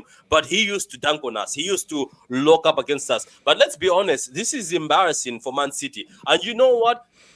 Ruben Diaz, you are one of the best defenders in the world, but please, Diaz, don't tell me John Stones is your magic partner. Because if John Stones gets injured, you're going to get exposed if John Stones continues. Hold up. Are we all in agreement, panel and streets, are we all in agreement that Ruben Diaz in 2023 is still one of the best defenders in the world? He is. He is. Yes. He is. You're by yourself. This guy's not. No, he is. But on that Jackson goal, if he doesn't dive, he gets. I don't know why he was diving for. Like, I don't get it. He's alright, but he's overrated. I don't know what's the. Oh, he's not overrated. But do you know what I'm getting If we scared don't of? rate him, who are we going to rate? Who are we going to rate? Ruben Diaz has Wait, hold on. Patrick. Come on. Yeah, let me. Somebody has said something smart. If we don't rate Ruben Diaz in 2023, the catalog is not good. Exactly. Who are we going to rate? Let's be honest. No one's better than the catalog is not good. Okay. Hold on. Before I come back to Abdullahi, so what's your assessment on Jackson from an opposing point of view? Your assessment, because it seems that there's some disagreements over who Jackson is. So from an opposing point of view, your view on Jackson. Can I be honest with you? Tottenham and City have to be embarrassed. Jackson is not it. I saw him today, right? Him gave him the ball. Jackson is not it. But the guy, big up to Jackson. Is he African? Where is he from? Yeah, Senegalese. Can I just say one thing? I know maybe I'm gonna get yellow card. Jackson, please. I'm sorry, Jackson. As an African brother, did you see my hair? Go comb your hair. My brother, comb your hair, maybe. Those dreads are not going for him. This guy looks like a gangster, looks like a thug. This guy, okay, anyway. Patrick. Let me talk about football. Patrick. Wait, hold on. Let me come to Abdullahi, from what Chelsea did and everything, what is your assessment now going forward? Are you happy with Jackson and with what he's done striking wise and the midfield? So what do you take from this game going into the international break? I think overall I'm happy with the performances, and I also think yes, we are too harsh on Nicolas Jackson. And remember, guys, when Didier Drogba comes in the first season, it wasn't as good. Jackson is 22. When we signed Drogba, it was 26, and Drogba was abysmal. When I say abysmal in his first season, it was poor. So credit to Jackson of kind of outscoring Drogba. So you're saying that let's have faith because he will be Drogba in the next few seasons. No, I'm saying we need a natural number 9, which I believe we need to get maybe in the January or in the summer. That's what I'm saying. I cannot wait on Christopher Nkunku to come in. How does Paul set up? Does he go with Nkunku as a striker or as a number 10? Or does he play Jackson and Nkunku together? Or does he play one of them and put one of them on the bench to create a competition? Because I know for a fact, if we have 5 chances, Nkunku is scoring 4. That one is sure for me because he's clinical. He is clinical. So for me, I love this comment here. Not every story is the same. So you people say Drogba, we already know what he did. Oh, but look at Drogba in his first season. So are we saying that now every player who now struggles in his first season will end up becoming a Drogba now? That's not how it works. We're not how it works. No, you just need because to give him time. Relax. Give him time. But see, okay. The problem. Okay, go ahead. No. Abdullah then Kenny. Abdullah. Because the problem we're having right now, people are saying we're comparing Jackson and Drogba. I'm not. This season, Nicolas Jackson have missed close to 15 clear chances one-on-one. One-on-one. Yes. 15. If you check the EPL stuff, they were saying today, one-on-one, not even small chances, one-on-one. Him and goalkeeper, I missed. So, am I confident enough to say if I'm going to give him one-on-one 4 chances, Jackson score all those 4? No. Okay, sorry. Hold on, Abdullah, very quick. Here's my thing here. I haven't seen Jackson score a goal I say, wow, that's a damn good goal. Mm-hmm. That's my issue. In the 5 goals that he has scored so far this season, I've not seen one where, wow, that's a damn good goal. They're goals, cool, but I've not seen him score a good goal. They're all someone breaks the line, ball across, here's a tap in, rebound. I've not been like, wow, that's a good goal. Like, has Jackson scored like, man, that is a really good striker's goal? No. That's what I'm saying. I want to see what we do. But I get what everyone says. Mm-hmm. We don't know what will happen in the future, and we don't know whether this is his first season and he will improve. I just don't know. But my thing though is that it's iffy. But sorry, continue. But this is what I'm gonna say. I want to wait till January because he's going to AFCON. He's heading to AFCON in January with Senegal. So are we going all out for Ivan Toney or Victor Osimhen? Because Napoli is not gonna sell him in January. Probably gonna wait till the summer because he only has 1 year on his contract. So Napoli wants to sell Osimhen because he only has 1 year on his contract. So are we going to ride with Christopher Nkunku? Isn't he signing a new contract? He's not signing a new contract. He has rejected the new contract. He has only 1 year with Victor Osimhen. So are we waiting till the summer to say, okay, Osimhen, here's the money, here's the long, here's the money? Or because we have to look at where we are in the table first before we can buy Osimhen. Osimhen wants to play in the UCL. So it's a little bit dicey situation where Chelsea are at the moment. But again, Jackson is young. No, but because here's the thing, because, on Obi Mikel's podcast, Obi Mikel said that Osimhen wants to play in the Premier League. Yes, so he said, no, Osimhen is going to play in the Premier League. So that's happening. So he's either going to be at Chelsea, United.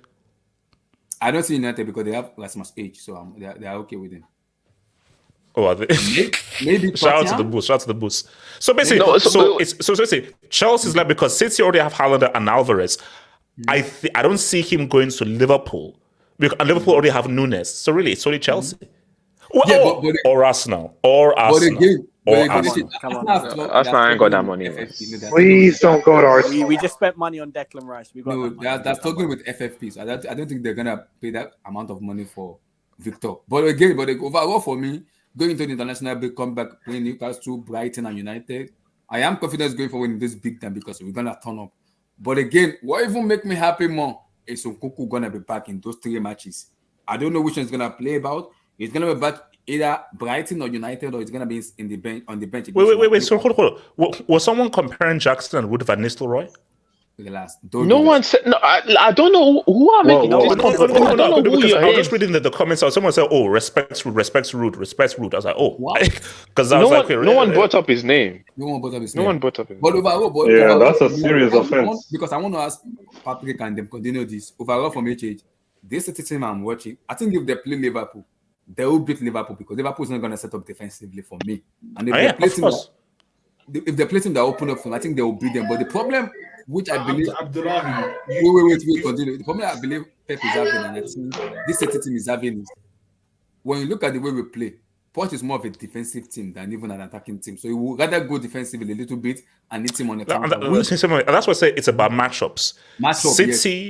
City will not look like this against Liverpool November 25th. It's going to be a whole different game. So for me, we can't look at this and be like, like the league is now open. For me, I still think City are still clearly the best team. What this showed is that it's about, how many times have Wolves given City issues over the years?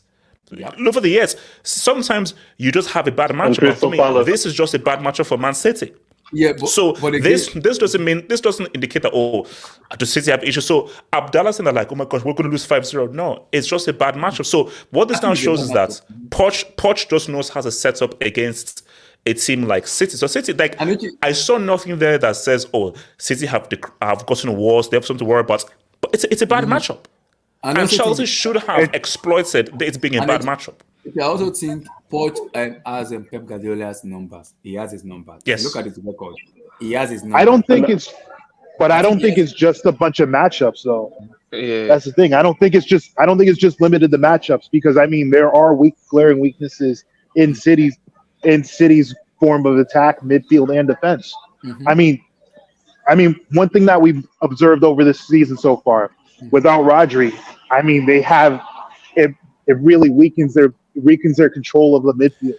I mean, Calvin Phillips is not. But still, bottom line though, City are still clearly the best team in this league. They're still clearly the best team in this league, and I don't think that I've seen. And they may not win. And they may not win this title. But who is willing to bet against City winning the league? I'm not. I'm not willing to put my money down that City will not win the league this season.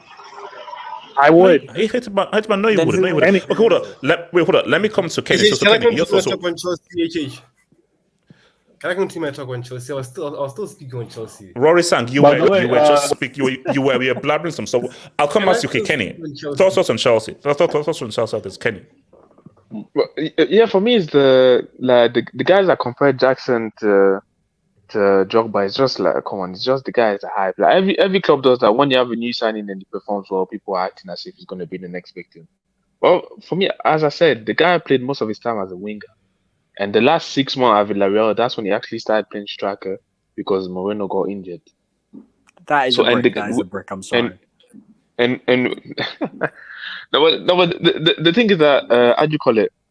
People are hyping up and all that. I'm not saying that, but the thing is, I'm like, give the guy time. I'm see like his all around game is decent, For me, the main It's thing decent, that's lacking yes. is the main thing that is lacking is his goals. And obviously, even if he's not the goal scorer, I'm not saying there's going to be a failure. Maybe he may not be Chelsea's number 9 going into the future, but he can still be a decent forward. I can still see him as the inside forward. He brings something to the team. Kenny, what I'm saying is so simple. I didn't say he's trash. I didn't say he's rubbish. I just said here he is not good enough to be the starting striker for Chelsea.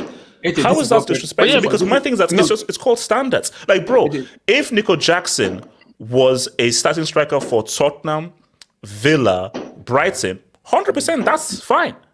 Because those are teams of a certain level. And remember, Villarreal are a team of a certain level. Because, see, my thing here is that, look, we can't predict the future. There are players that look bad now that don't look amazing in a few years. There are players that look really good now that looks amazing in a few years. So there's almost no point in having this convo because we can't predict the future. We never know. So all we can do is assess now. Because I'm sorry, there are so many examples of players who look good, they end up being bad. Players who look bad that end up being good. So you're saying that, he could be good. What does that mean? If anybody can look good who looks bad right now. So what the hell does that mean? All you can do is, what does he look like now? And what he's just doing is having faith. Because see, there are players who you look at and be like, oh, no, this kid has something. I know this guy. Basically, you look at someone like Yamal. His game ain't there yet. But even at 16 years old, you're like, oh, this kid has something. Things to improve, he has something. So my thing though is, saying that Jackson can become better, how do we know? How do we know? What is that to say that he doesn't become worse, he doesn't flatline, or he improves? We don't know. But the thing is that as of right now, people saying that it's bad. For me, like, his finishing has been bad, but for me, the rest of his game has been decent. So if the finishing has been underwhelming, yeah. But Kenny, quick question. So yes, finishing has been bad, but question to you. So I use like Firmino as an example. Let's take finishing out of it. Has his all-round game as like a roaming number 9 in terms of holding up the ball and now setting up Sterling, setting up the flankers. Has it been on a good high level in terms of linking play with the wide forwards? I think it's been good, decent. And the thing, I think it's been decent and good, yeah. And he's not a link player. And the thing is that Firmino, yeah, people praise him, but at the end of the day, he had 2 goal scorers next to him. And the thing is that if Firmino played in this team, and then we know his finishing was poor, people would still say the same thing. They would say, yeah, you're good all around, but at the end of the day, you're not scoring enough goals. The thing is that he worked well for that team, yeah, because they had players next to him that were good in where his deficiencies were, which is scoring goals. But the thing is that as of right now, Chelsea, we don't have wingers like that. And like I said, the main guy that was brought to partner him was Nkunku. Nkunku is a guy that scored goals. So obviously now, in the preseason, I think Jackson has some deficiency. Like, his finishing wasn't the best, but people weren't complaining because Nkunku.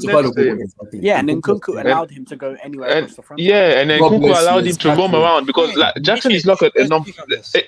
Jackson is not really like he's a shadow striker. Yeah, Jackson is not like a focal number 9. Like, the guy likes to move around. He's like a Jesus a bit. Like, it's not going to be the guy that's in the box every time.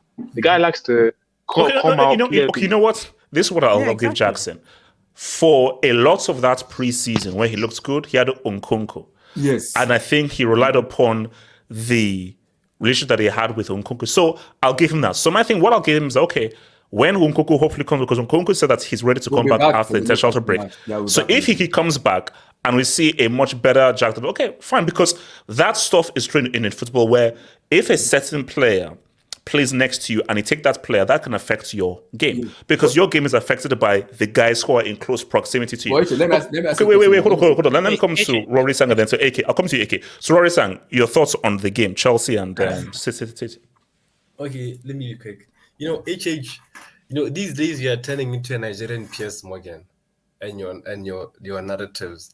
I don't know why today you are furiously taking for compliment. AK, thoughts on the Chelsea City game? It's like I gave him another chance and the guy just talking some nonsense. AK, please continue. AK, please continue. Wow. AK, please continue. Yeah, you compare me to a guy who I've blocked on Twitter. Thank you. AK, continue. So here's the thing, HH. You talk about Jackson as this roaming number 9 and all this link-up play and stuff. Do you even need a number 9 like that? That's not the type of number 9 you even need. But that's what he got. That's the issue here. You don't need that type of roaming number 9 whose main job is to link, play, drop deep, and all that. You need a number 9 who's a gunman. Simple fact. A guy who is a predator in the penalty box, always runs in behind, is dynamic. Jackson has some. But this is the point that Kenny people are making, is that and I think this is bad because you should always have a plan. Okay, let me explain to you beautifully. Pre-season, Chelsea played a specific way. Correct. And Nkunku was very important in that. So Nkunku being there meant that Jackson was the focal number 9 based on how he was combining with Nkunku. Nkunku now gets injured, and Chelsea don't realize that, are we sure this guy can be a primary number 9 without thingy? Let's go out and just get another striker so we can just sort of like have a plan B. Chelsea's mistake was like, yeah, I think he can be a number 9 when you never saw him be that in preseason without Nkunku. So that's the Chelsea thing, because if Nkunku plays, remember, Nkunku is an attack-minded forward who is going to come into the box. So him being there means that Jackson isn't having the role that we're seeing him play right now. But the issue is that he got injured, and they had a lot of time to go in and get another striker. So you have plan A, you have plan B. But continue. Yeah, for me, Jackson, he's not the style of striker you'll even need, even with Nkunku. I personally think Nkunku will thrive with a guy like someone who has that link play, but also can poach. Also is a good poacher in the box. Like that's what I think. That's why I always say Osimhen, because the guy can link play. The guy has good older play. Everything that you compliment Jackson for. The guy can also, the guy is also a predator in the penalty box. He's clutch. So ultimately, Jackson, I don't think I might be wrong here. Jackson either needs development but let's be honest. Do you develop that penalty box like predator ability? Do you really develop it, or is it just based on instinct? Not the instinct, but more the positioning that you get into. You can, like for example, having that positioning comes with I believe I have the instinct that the ball's gonna come here, so I'm gonna position myself here. Yeah, but okay, that's what I'm saying. We are in a very complicated situation because Nicolas Jackson is going to AFCON in January. We're gonna have only Christopher Lokoko and Broja, which I'm a little bit not sure. Now, here goes now. What position will we be in January, February? Because Osimhen has only 1 year on his contract. He's already said it. I want to leave Napoli. So the Langatas have already come out and said it. I want to sell Osimhen for 100 million or 150. So it's difficult because Osimhen wants to live in June, July, not in January. The only thing that can make Osimhen live in January is if you're gonna play close to 180, 170, 175, which I believe Todd Bowley is crazy to pay. That's only destination. What about Ivan Toney? Hold on. Ivan Toney's not worth 100 million personally. That's what Brentford want for him. Brentford want him to go in the summer, not in January. They want 80 to 100. I don't think Ivan Toney's worth that. No. I agree. But I'll be honest. I like Boya. I like him. I mean, I haven't seen his poaching, but I think his ball striking, his movement, I like him. I just think his injury issues, he has to be brought back to injury, and you have to see him for a longer period of time. But I would stick with Jackson and Boya and Nkunku for this, this season. And then go hard for Osimhen next season, because for me, Osimhen's the only solution. Even Toney, for me, Toney works in a counter-attacking system. But between Toney and Osimhen, you go with Osimhen. Yeah, because even Toney, have you seen That's a Toney no-brainer against the low block? Have you seen Toney against low blocks? Toney is clinical, but is he a great poacher? Because I see Toney a lot with that strike partnership with Mbeumo. On the counterattack is where he shines most. So Toney's another question. Osimhen, you've seen him against low blocks. You've seen him against, Okay, do you high think lines. I don't think the board will go for. Wait, hold on. So wait, I mean, but before I go to some dubs, okay, how does City react to this? Is this a case of like, oh, City needs to do some really major readdressing of how they play, or is it just a matchup issue? It's just a bad matchup against Chelsea. So so this is more isolated, or it's a larger issue? Well, number one, you have to chase that fat bastard out of town and buy a backup for Rodri. Okay, are we going to have a convo as to one of the worst signings of all time in Calvin Phillips? Yeah, like nobody's discussed this though. Easily. HH, you know when you bro. Do you know this guy has a documentary? Wait, hold on. I went to Amazon Prime, and I saw Calvin Phillips, My Story. Yes, yeah. What's the story about? What's the story about? I don't. AK. It's about the Euros. You know why? Because it's English, so therefore the PR is through the roof. It's through the roof. Oh, I was crying. I wasn't getting any game time. I was crying to Bielsa. So wait. Hold on. AK, go for me. HH. So this guy had a documentary for being the 4th best midfielder at the Euros. Yes. Oh my! Oh, that's a disgrace. I'm the first championship player to make it so in your view, hold on. Team. So in your view, you're saying that City have to find a Rodri replacement in January. I think they need to find a Rodri and a KDB replacement. Man City are a serious club, and I've always believed that. If they are truly serious, they go to Real Sociedad in the summer. They see that Arsenal are in from Barcelona in from. They tell Martin Zubimendi, "We're going to pay 60 million. You're coming to City as the Rodri backup." Wow, will he accept being a backup for Rodri? That's another question. But AK, the thing is with Rodri, no one plays like him. He doesn't play like a traditional CDM. He plays like a deep 8. You see this type of CDMs now. But Abdallah, you need basically put this way. Yes, you need Abdallah. But the point that AK making that I agree. You're not getting. There is no one like Rodri right now in world football because Busquets. But so what you do is you get the next best thing. Calvin Phillips is not the next best thing. I agree. Zubimendi is closer to the next best thing than Calvin Phillips. But the thing is he going to sit on the bench? Is he going to come to us and sit on the bench? You have to if there's Rodri in front of you. Rodri's the best. Yeah. Oh, no, wait, hold up. So Yasin Zubimendi is from Sociedad. Is that what you're saying? Yeah. Sociedad. Now, hold up. If I'm Zubimendi and I'm about to probably win my UCL group and I'm doing okay in the Liga, I'm like, hang on. I'm not leaving this situation where I'm a guaranteed starter in a team about to be in the next round of the UCL to go and sit on the bench for the season. Because if he goes to City, bro, you are second to Rodri in pretty much every game because Rodri is literally one of City's most important players. So if you have to keep in mind, if I'm a player who wants to play games and start games, I'm not going to Man City because I know I'm not displacing Rodri. I think that's the thing, H. They need to find a guy who'll be fine to sit on the bench, but is good enough to like if Rodri gets injured, he can deputize. That's a very hard job. To be honest, that's a tricky they made a mistake letting go of Lavia. They should have kept Lavia. I think I didn't want to let him go. I wanted to keep him. To be quite honest. I mean, I'm seeing Kimmich, but like, Kimmich is not DM. Kimmich, if he's in that Rodri's position, he's struggling. But hold on. So another another key, and maybe Abdullah can jump in. Should he have gone with Grealish over Doku, or should he have made the sub earlier? Because my thing is that I think he should have started with Doku because a guy playing well, keep playing, but you have to say that this 1v1 thing, he's not getting the best out of him. Him and Grealish is like, for me, I think he's 100 more ways, but Grealish is always going to look for the pass.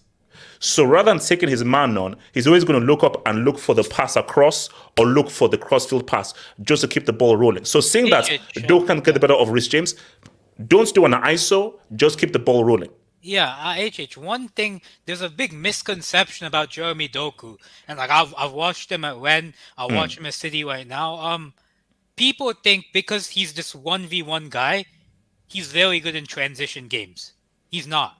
The reason why is when you look at a Vinicius or a Leao or these type of players, right? Or Martinelli, for example. In transition, they have the ability to carry the ball long distances at high pace. For example, look at Leao on Tuesday against PSG. So many of his moments again on transition were, carrying the ball from all the way back beating players and also being a 1v1 threat. Jeremy Doku is not a ball carrier on the wing. So in transition, this guy isn't as helpful in transition as he is on a low block, because his 1v1 dribbling is very much based on change in direction, like change in speed, very quick movements. So personally, I think Grealish was the better option just because he keeps control of the game. It's hard to get the ball off him. So ultimately, you want Doku against a low block, against a team that needs unlocking, because when you're 1-on-2, Doku can get past them. You want Grealish against a team that you want to control, because City have enough threat through the center. They have Alvarez, Foden, Haaland. All you need on the wings is a guy to just keep the ball rolling. When he has the ball, you have confidence that he's going to keep it. So ultimately, I think Grealish should have started.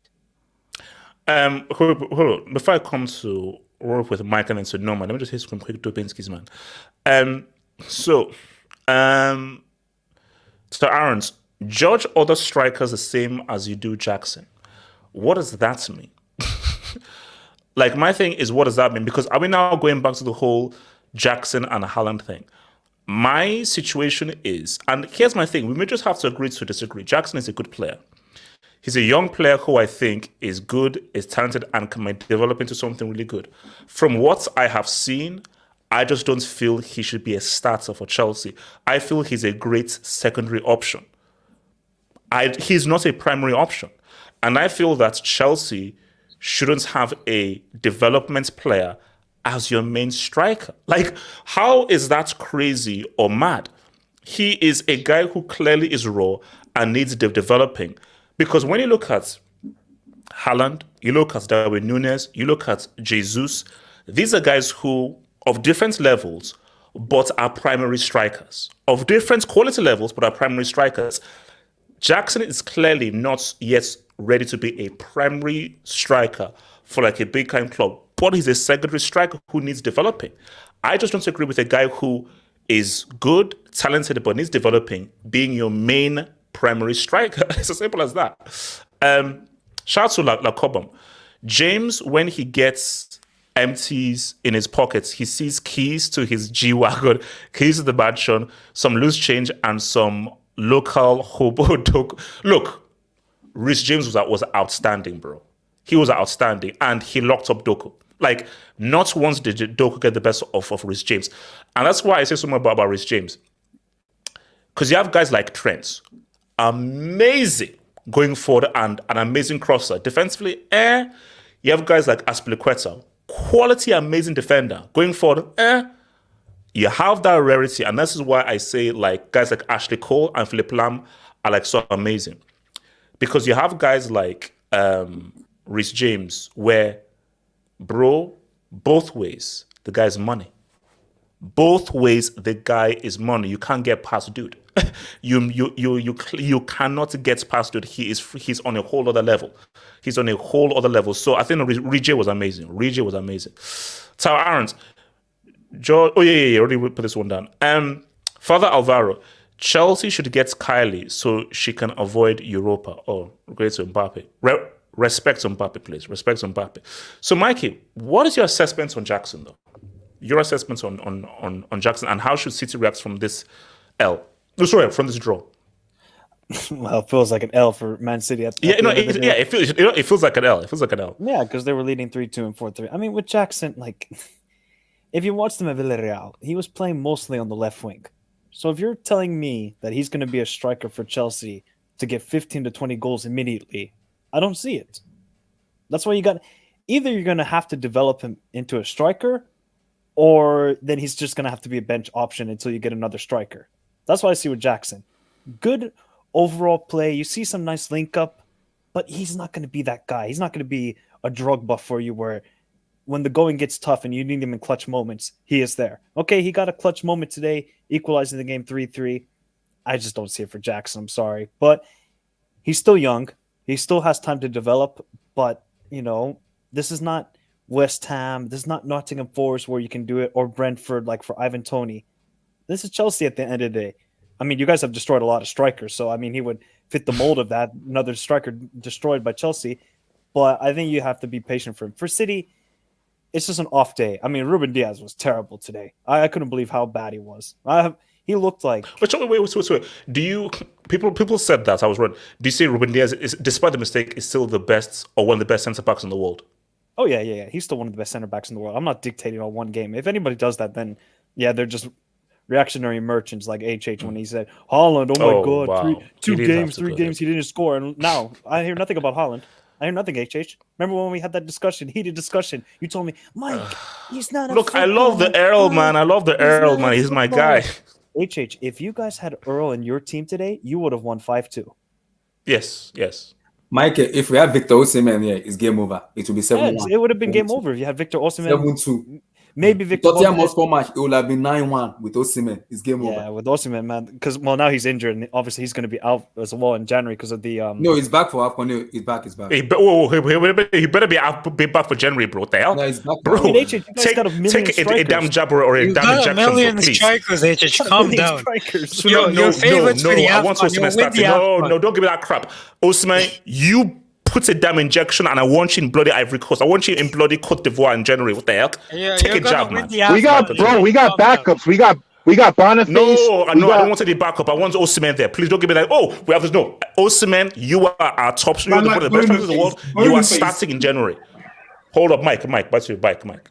So yeah, I mean, at the end of the day, City are still favorites for the title until proven otherwise to me. When you've won it, I don't know how many. What is 3 years in a row? 4 out of 5. 5 and 6. 5 and 6. All right, Okay. So, Mike, you've not seen anything to say, I can see some weaknesses here. Or you're like, no. Nothing here to be like, Come on, City, look. No. Come on, HH. This is just one off day. They still got the draw. They could have even won the game because they were leading twice in the matchup. So I'm not, everybody's going to say, I see some deficiencies in this Man City team. Defensively, they're not good. All right. When they come back from the international break against Liverpool. Against you guys. Kickoff, I'm not going to lie. That's if they don't get any injuries over the international break. I'm not really confident heading into that game. I can't lie. Even though wait, Abdullah, so you're saying Rodri is suspended for the game? I don't know the exact. Yeah, he's suspended. It's confirmed. Are you sure? He's not suspended. He's not suspended. He's 1 yellow card away. Yeah, I think it was 4. It wasn't 5. It was 4. So that means he's available. If he gets a yellow card in the next game, he won't be available for Spurs. Please. And if he gets one on Spurs, he's not going to be available for Get the hell out of here, bro. Get the hell out of here. Mike, continue. That's why I'm not heading into that game at the Etihad. I'm not really confident. Liverpool, they have much more clinical forwards than Chelsea do.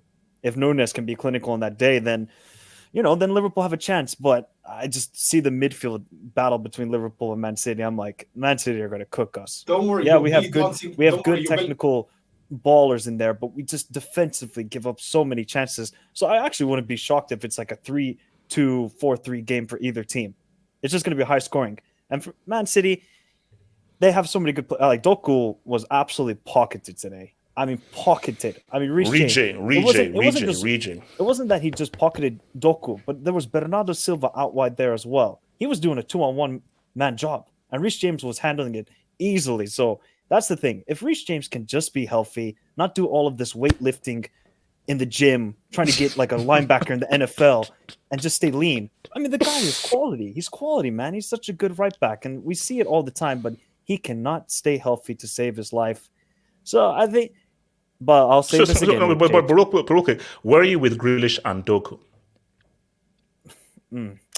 See, I would still start Grealish in the big games because I think, Pep, he wants to control the game. Doku is more of a guy where he constantly wants to take on the right back, one-on-one situations, or the left back. So I think for these big games, you want Grealish. You want somebody kind of control the game, slow the tempo down. Because you saw it today. The tempo was crazy. It was just a boxing match. Uppercut, tennis match, back and forth.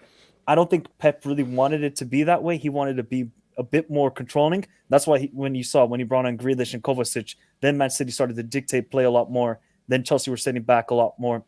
So I think Grealish for these big games you want, and Doku is still young, so he needs to learn. And you saw immediately when he got subbed off, Pep gave him 20 seconds of a pep talk and said, hey, next time, a bit more controlling. We don't need to go high octane, high pace all the time. We got to just slow down the game. So I would start Grealish in the big games, but Chelsea, HH, you guys get all the praise today, but you got to still do something this season. It's great, you know. You got the draw. You did perform very well against the Premier League champions, the treble winners. But after all this money, I'm still expecting Champions League football at the end of the season. Aren't you? 10 points from top 4. 10 points. Yeah, I mean, you're still 10th at the end of the day. Mike, relax. Mike. Let's be honest. Wait, hold on. Mike. If you get a striker in January, I mean, top 4 is there, or top 5. Oh no. But see, Mike, that's the thing. I just don't know what this clearly guys are about. Because my thing is that I don't have faith that in January they'll go out and get a striker. I just don't have faith, because I'm hearing the thing of like we have a DiCaprio agenda in terms of acquiring players. So, actually, wait, hold on. Let me bring in your boy Nomad and Emmanuel. Nomad. Yeah, it is. I was listening to the stream earlier, you know. You guys were discussing PEP, right? And what the future of football can be, and what his reign at Man City is meant to be. Today's match showed you, as Dumbledore said to Harry Potter. If anyone saw the first movie, especially, I've only read the third and the fourth book, and the first film was trash. But continue.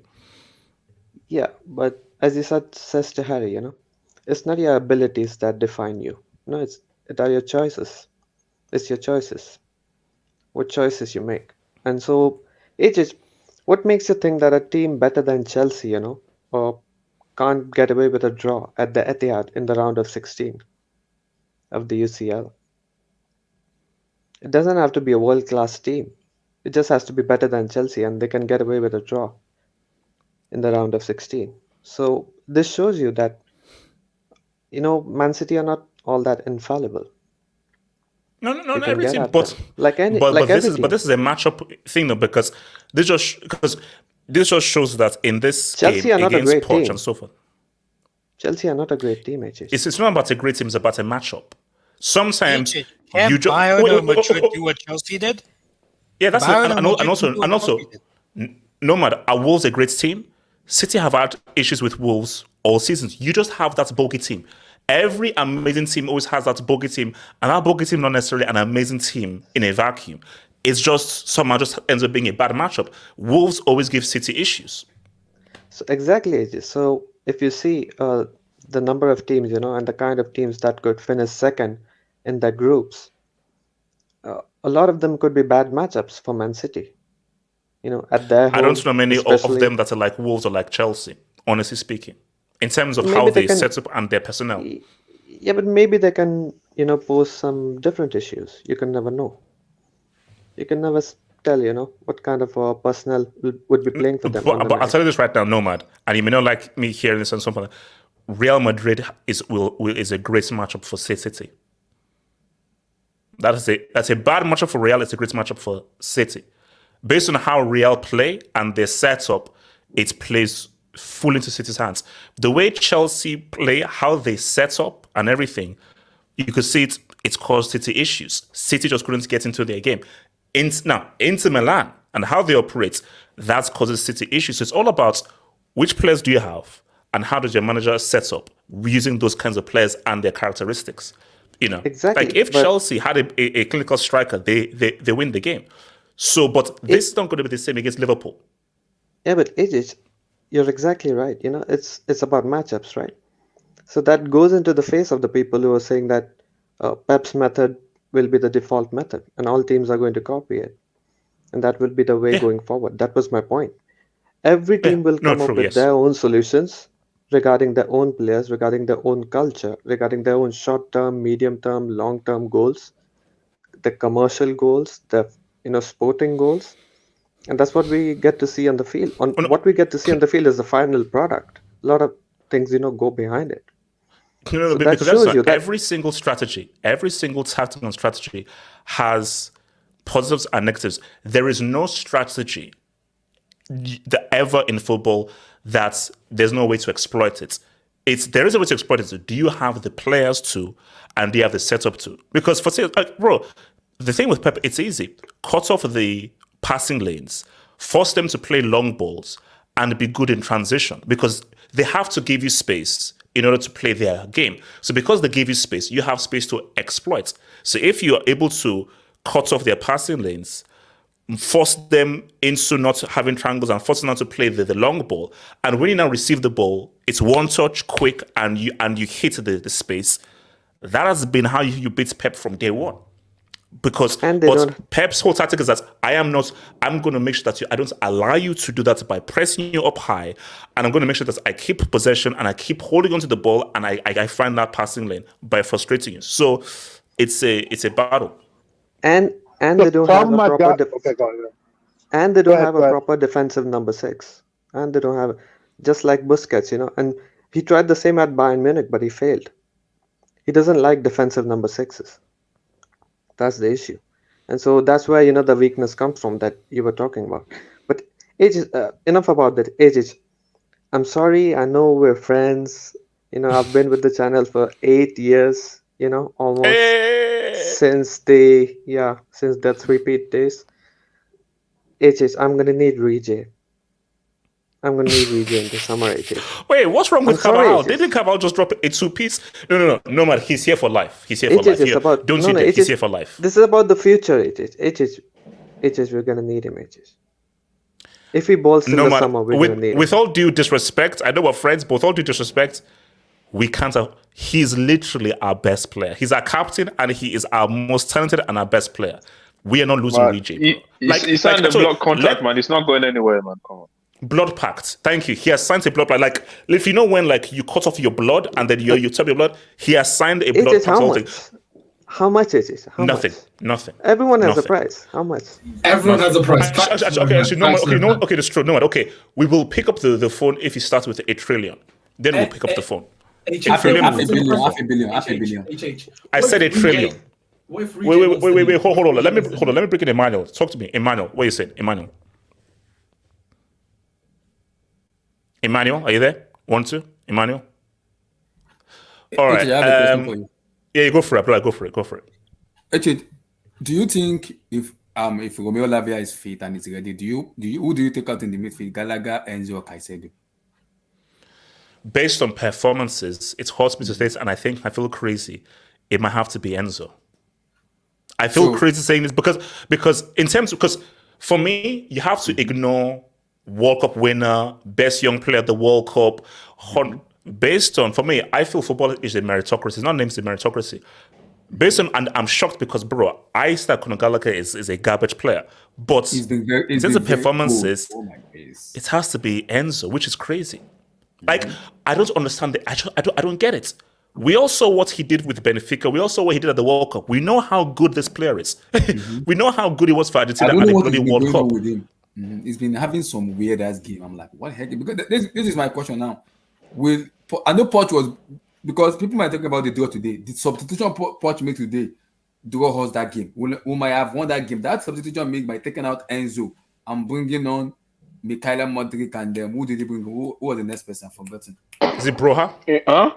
It was It was Gusto and Gusto. He took off Enzo and who did he take off? Enzo and somebody. I've forgotten who took off. James. So we have to give credit to Pochettino because of taking that substitution. Because if you remember that match, Enzo was out of the match after the 45 minutes. It should have been taken off completely. I don't know what is going on with him. It's been off with him. That's why I'm like, if Lavia comes in, does Paul sit Enzo down on the bench because of the price tag and the money? How does he set up the team? That's what I don't know. That's what I don't know. Because the owners want him to play Enzo and Caicedo. Wait, guys. How do we get Taylor sacked? Like Anthony Taylor sacked from ever refereeing another game? Because I don't get how you can be demoted and then promoted to one of the biggest games of the weekend. Now, here's the thing. I don't advocate for Abdullahi's form of punishment, so I don't want to advocate to stoning. Abdullah. Because that's from the biblical days. So Abdullahi, we don't need to go biblical here. So I don't advocate to stoning someone, please. Harassment. Wait, Now, what is here's the thing. If you watch Game of Thrones, shame, I'm happy with shame. Walk through the streets and shame. Abdullah, and then Kenny. Abdullah.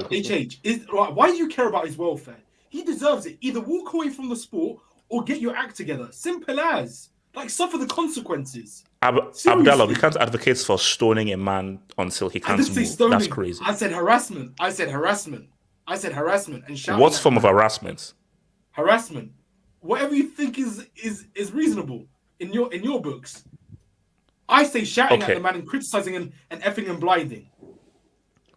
Okay, damn. Kenny, can you just take up the mic, please, Kenny? No, I swear there was one. I think Chelsea fans signed a petition or whatever to like get him not to ref the games anymore.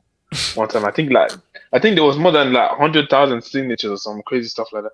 I'm sorry, like these guys. Every time he plays against Chelsea as well, I'm sorry, man. Every time he plays against Chelsea, either he gives us a pen against us or he gives a red card. Like, this guy is trash.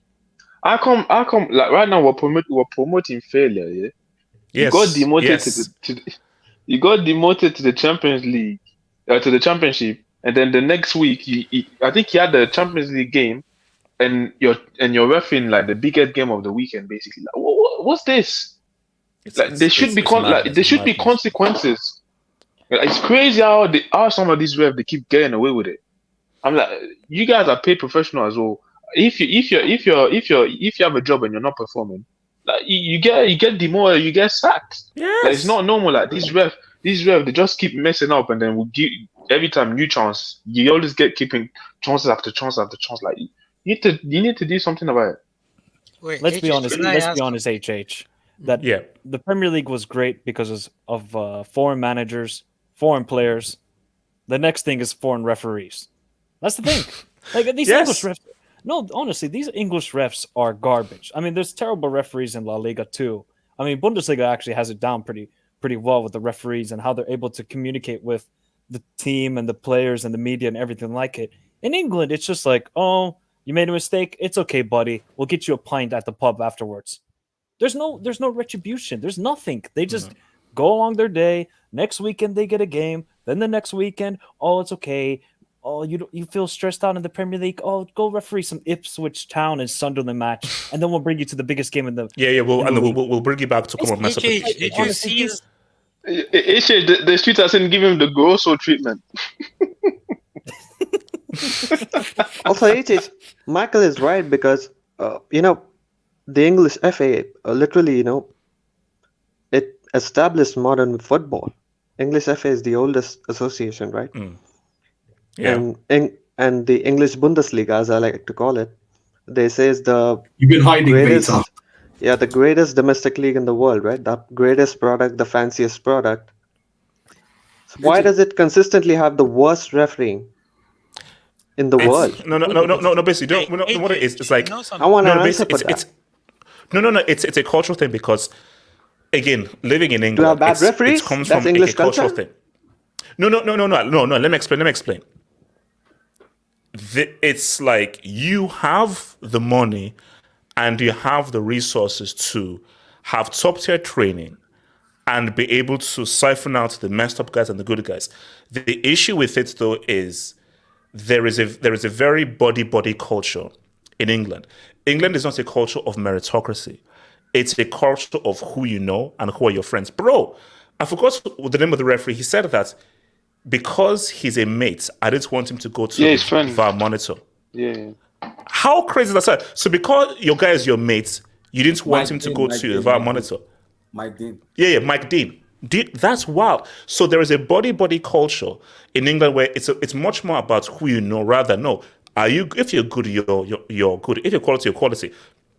Anthony Taylor obviously has friends in high places, and because he has guys who just seem to like him, they will do everything in their power to get him. Bro, I remember playing on a school team where this guy in our team, he was average, but because he was nice and the teachers liked him, They made him captain, and they did everything to put him inside the team and front and center. When we know that, bro, this guy's average. So that's the issue. The issue there that you have to have a culture of where if you're bad, you're bad. If you're good, you're good. But bro, I have to bring in Vader here. Vader, it's been a while, bro. Vader, talk to me, bro. Because Vader, I saw your tweets. You said that I will not rest until we put at least 5 or 6 past Chelsea in the first half. So can you just give me your thoughts as to how it went from 6-1 to City at halftime to it being a 4-4? Yeah, it's been a minute, HH. And you know when Moses went to the mountaintop and he saw the burning bush and he came back all face of gray? The Champions League, I don't know if you can see the platinums, but there's a huge amount of wisdom that I've acquired ever since the trouble of last season. So I'm calm despite this draw result. Let me say this. I don't want to hear you talk about referees. I don't want to hear you talk about calls. I don't want to hear you talk about PG, MOL, or whatever it is. There's no club hated more than Manchester City. All right? We did a stream and we talked about the 115 charges. That doesn't go away. We're not liked. We don't get favors from this FA. All right? So let's put that to bed. That's the first thing that I want to do. Second, I mean, I wanted you guys to get slapped up. I wanted you guys to get demolished. And a large part is because we haven't talked in a while. I haven't been able to make it to the show. I'm able to bend my knee now. I had quad surgery in the summertime. I was celebrating too much. I was celebrating too much after the trouble. I got out of hand, but that's for another show. I'm recovered now, and I'm back to talk about Manchester City, back to remind you that I respect Chelsea. I've always respected Chelsea. You guys stepped up today. You guys played to a level that I haven't seen for a while. After $1 billion spent. You got to spend money. I'm not going to hate on it. Yeah, thank you, please. You know what I mean? I'm not going to hate on it. But what I saw from you guys today, we need to see more of. We need to see the pride of London more. And I said this in the group chat. I saw the pride of London today. I saw a team come back from being down 3 times. 3 times to the European English champions. I did not expect that from you guys. Thank you. So shout out to that. It hurt. I'm gonna be real. It hurt to see Cole Palmer, former City player, Raheem Sterling, former City player, come back and have that type of game against us. I still respect the two of them. They did not celebrate the goals that they had today, but it did hurt for those two to have had the impact in this game. HH, I don't want to hear excuses from you as a fan. For you to be able to play this way against us, let me say it again, European champions, English champions, treble winners, for you to play this way against us, I need to see more of that, HH. All right? No. We're working at it. We're working at it. We're working at it. Okay, so you're not worried about how you looked today. You just feel like if it's an isolated performance, an incident. See, ever since the trouble, I got a modern phone. Remember the flip I used to have? I don't have the flip anymore. Oh, you've upgraded it. Okay, so the trouble gave you a modern phone. Wow. Yeah. Okay. I was going to say you've upgraded from the classroom as well. I'm you in the classroom just because again the recovery. I haven't been in the classroom, but HH, let me look real quick. This modern phone, I got apps on it now. I'm still at the top of the standings, so I'm not stressed. Top of the standings in November. Nah, you HH. You know. Okay, so we're going to see a reaction against Liverpool. Then you're going to see a strong reaction against Liverpool. Oh, you know what? Is Abdallah still here? I think. Yes, I am. I'm nervous for the Liverpool game. Is Mike in the space too? I'm nervous, and the reason why is I think Rodri suffered another yellow. And I think he's available. He's available. He's available. If he gets if he gets another yellow, he'll miss either the Spurs game or he'll miss the Aston Villa game. So yeah, but he's good for Liverpool. Yeah, he's good for Liverpool. Okay. So yeah, they're getting baptized. Yeah, apparently so. Yeah, they're getting baptized. Yeah, we're gonna have to answer back. I think we're at the Etihad against Liverpool, so it's gonna be a good match. I'm not stressed, HH. I'm not. I'm calm. I'm good. I've been doing my rehab. I'm gonna be a lot more mobile soon. It's going to be interesting. I got to talk to Mike in that upcoming game. I wonder what his feelings are because Liverpool looked good against Brentford. I had my questions with regards to what they can do, but they played well against Brentford. And next is Liverpool, and everyone's telling me that it's Liverpool and City. Everyone's telling me it's going to be Liverpool and City at the end of this season. Wait. So what disrespecting Arsenal? Disrespecting them. They haven't shown or proven anything. 93% FC. Really? Yeah. Should I get the image again? I got the image. It's actually disgusting. There's a stat out there. Wait, Vito, can you respond to this, Vito, please? Can you respond to that thing on the screen, please? Is Vader's upgrade part of FFP? What do you mean? No, I did nothing. No. It's a simple question. Guys, it's a simple question. Yes or no? I need to stop this disrespect. Which teams were you supporting before City? Because I need to disrespect your old teams as well. Come on. Which teams were you supporting before City? Tell me, guys. Abdallah and Vader. City. If you don't like to believe what you're hearing, fine. Yeah, you weren't supporting City in the 80s. Hold on, Vader. Yes, City. It's a simple question. Vader, wait, is this part of your FFP breaching? So is this on the accounts from that phone, from the flip phone to that phone? I just need to know. No, it had nothing to do with City pricing or City FFP. This was all me. I've been saving up.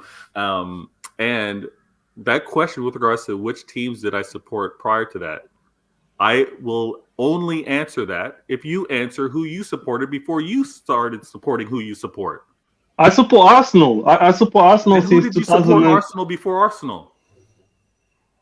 Well, I grew up in Portugal. Like, I was watching Portuguese football, but okay, and I grew up in Toronto. I was supporting Toronto FC. What's next?